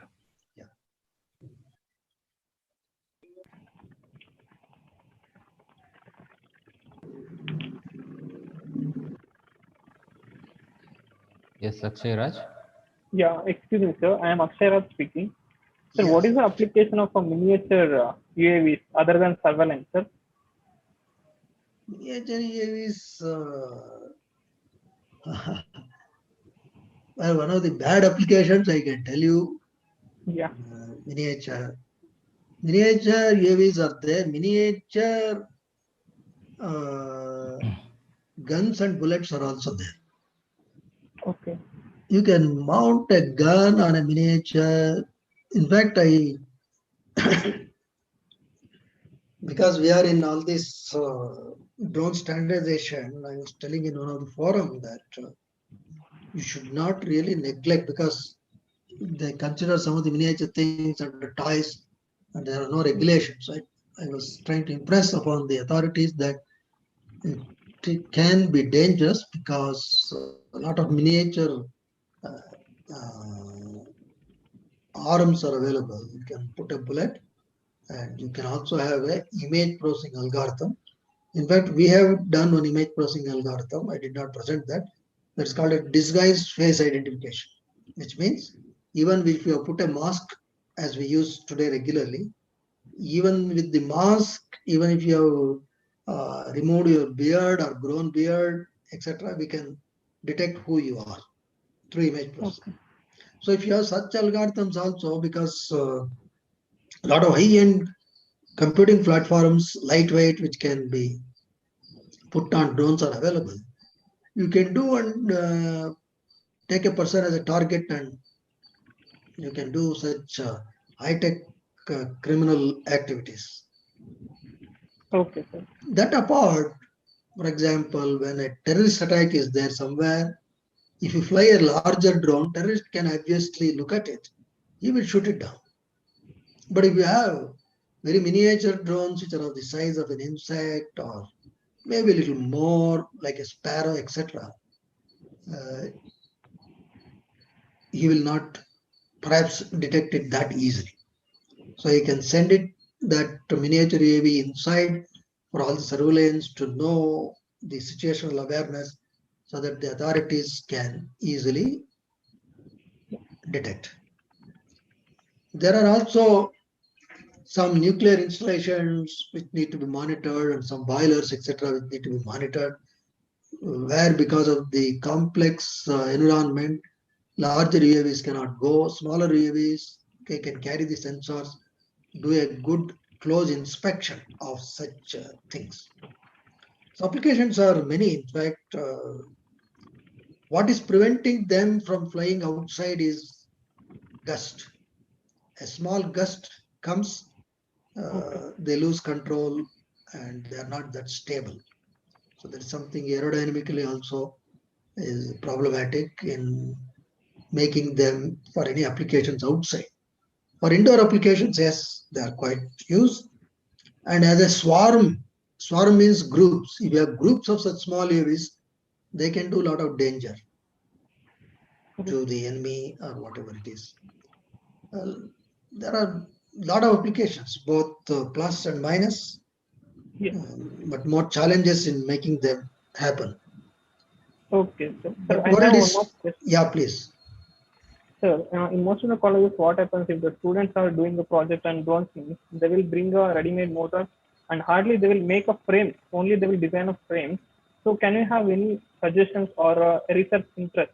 Like can you suggest some areas of research for a student, like a BTech student? So what they can do in colleges in the limited period of, they have some time limit is there. So within that 6 months, what they can do? You can do wonders. Yeah. Okay. Yes, sir. There are what we see quadcopter, fixed wing, major. There are a lot of varieties how to make things fly. You can use flapping wing is one, then you can have flaps, you can have coaxial rotors. There are n number of things. You can go to the website, you'll see plenty of it. Majority of them are not completely explored. People do something, they make it fly, they're happy, they leave it there. So many people don't drive it to make it mature as a product. So you can look at all that.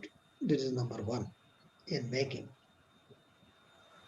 Even assuming that, okay, we buy the motor, designing the frames and making the frames, how we can make it affordable, these are another important thing. Long back, unfortunately, those days, I did not really care to make video and all that to document. We were too casual. We moved one aircraft. We used a Coca-Cola bottle as the fuselage and this, what do you call that, arcanet leaf when it is dried. That as the wing, we put some motor, we did fly. But we did not take it to any further maturity. We just dropped it. So that was one such thing. So a lot of configurational modifications are possible. It is up to one's own imagination. There are plenty. Please go to Google and find out the varieties of flying objects they have is enormous.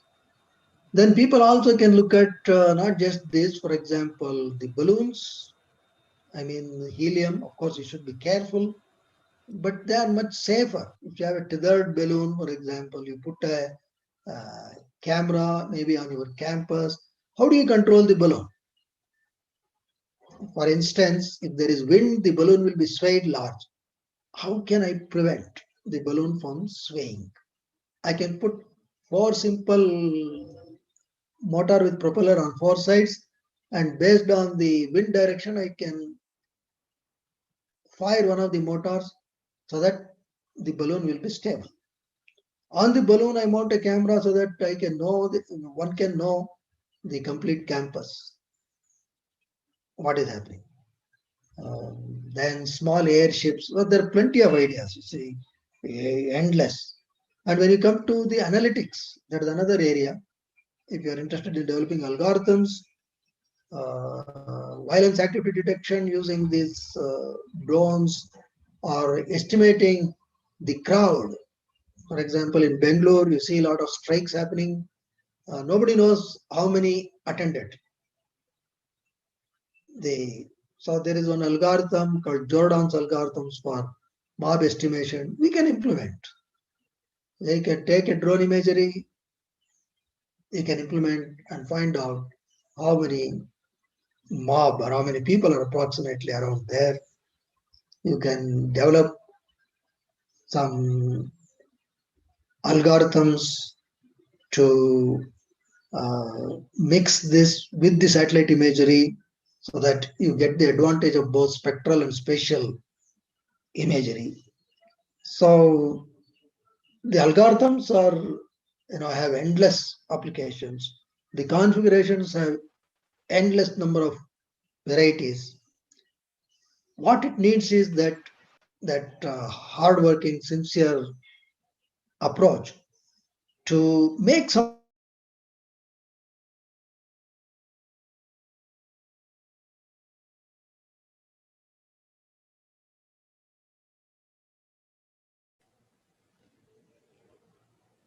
Sir, sorry, your voice is. Now it's okay? Yeah, now it's coming. Yeah, something happened. This attitude we have to develop, that even if it is a repetition of somebody's work, no problem. Let us make it. And that wetting the hand culture should come. The workshops of engineering colleges should be the busiest hub in the entire campus. That is what we should aim and dream for. Not just drones, make anything that can, has some sort of a social relevance, but get to that habit of making things. Even in drones, can you make a drone that can go both underwater, then come to the surface, on the surface, then again go aerially? People are talking about UXVs. Instead of UAVs, UXVs. This X stands for air, road, water. You got the point. So can we make something? So I can keep giving a lot of such applications, but get into it. It's a fascinating field. I think it should become a culture in engineering colleges that each student make something which is useful. Even if it is failure, doesn't matter. Our aim is, yes, we make something sensibly. Failures will be there. Whatever you make cannot fly. We have also gone through that phase. Well, that's good, but if you do not wet your hands, you will never ever make anything happen. So that skill set we must develop. Many of these products you can configure in such a way that it is not going to be expensive. It just needs some availability of some machineries. That's it. It's the application of the mind is the key issue. My main aim of the talk is that Why I showed so much of varieties of UAVs is that to ignite the interest in the, especially the youth in the engineering stream.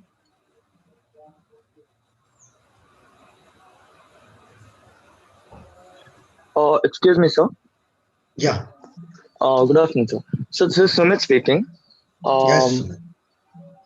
So we've been talking recently, like we've been hearing from the government recently that they're going to implement drones into this police department and all that for safety of women and all this stuff in the nights and all that. But I was just wondering, like, could these drones take the weather conditions like rain and all, because the camera quality would be distorted, no, sir? That is a good question. Yes, sir.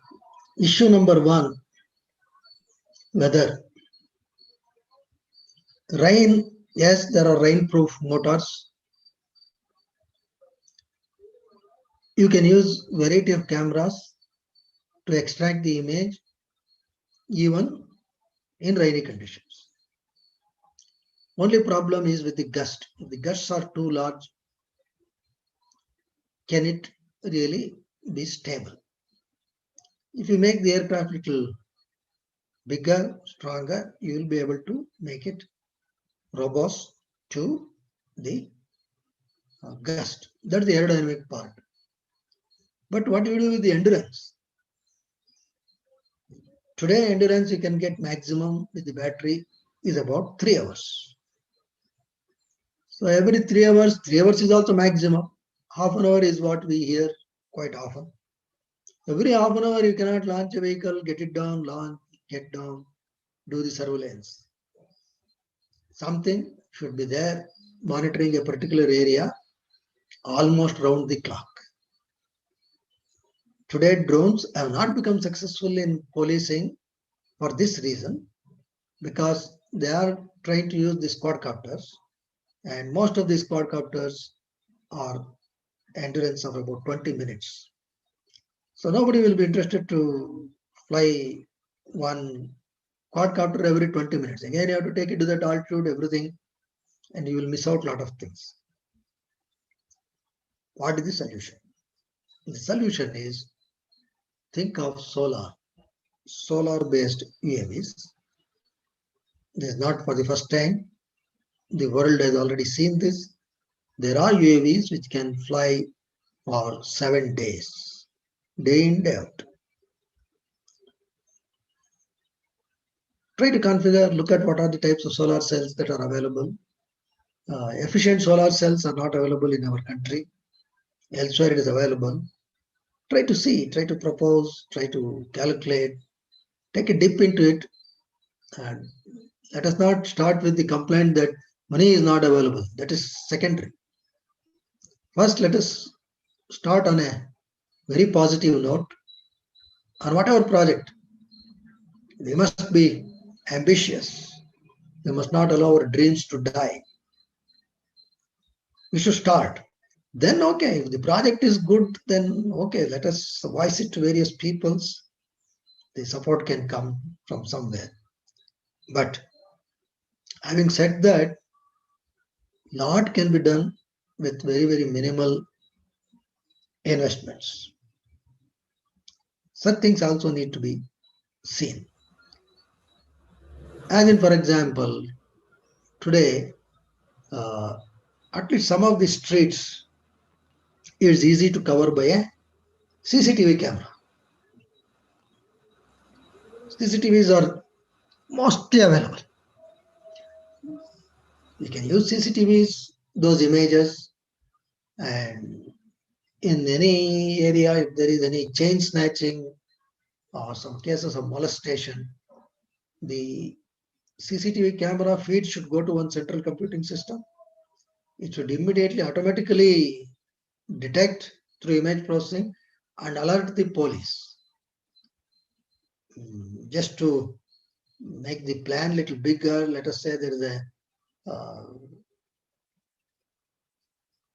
our own area, Banchangri 6 stage, we take about 30-40 roads. We connect all the CCTV cameras if there is any such anti-socialistic activities, you can have some electronic gates in some places which would trigger to action only when a red flag is raised. That's it. Then police also there, then nobody can escape. So these are all possibilities.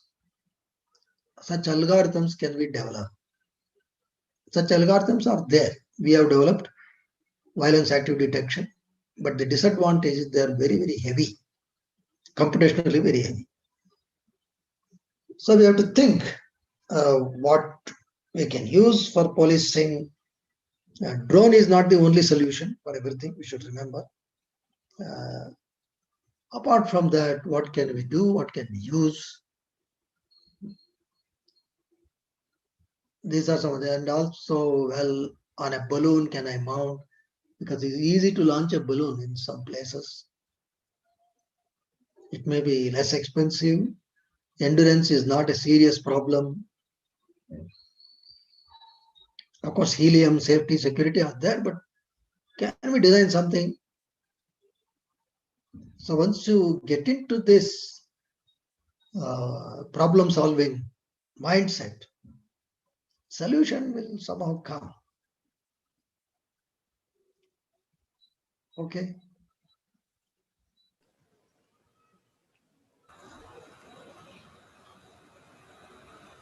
Yes, are there any more questions?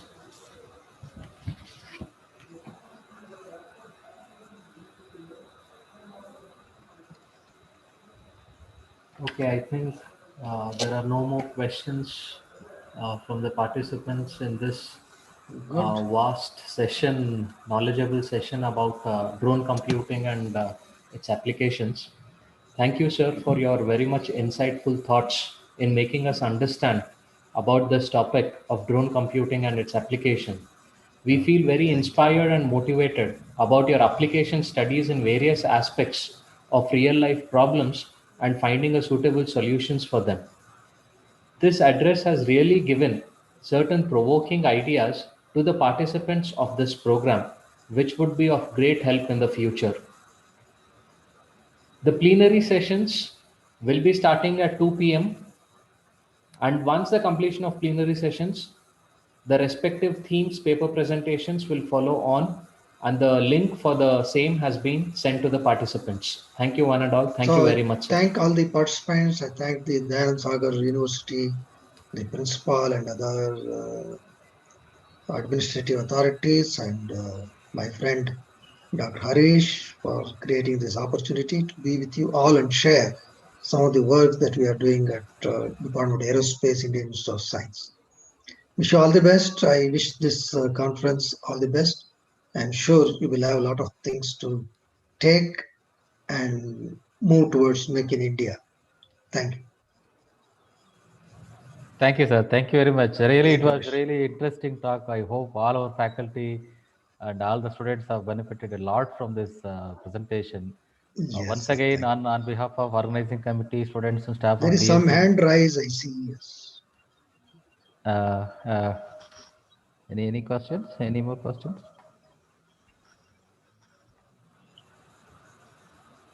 No, sir. Okay. No, sir. Thank you, sir. Thank you once again. Thank you. All the best. Thank you, sir. Thank you. Thank you all and all. So we'll end the session over here and continue at 2 o'clock.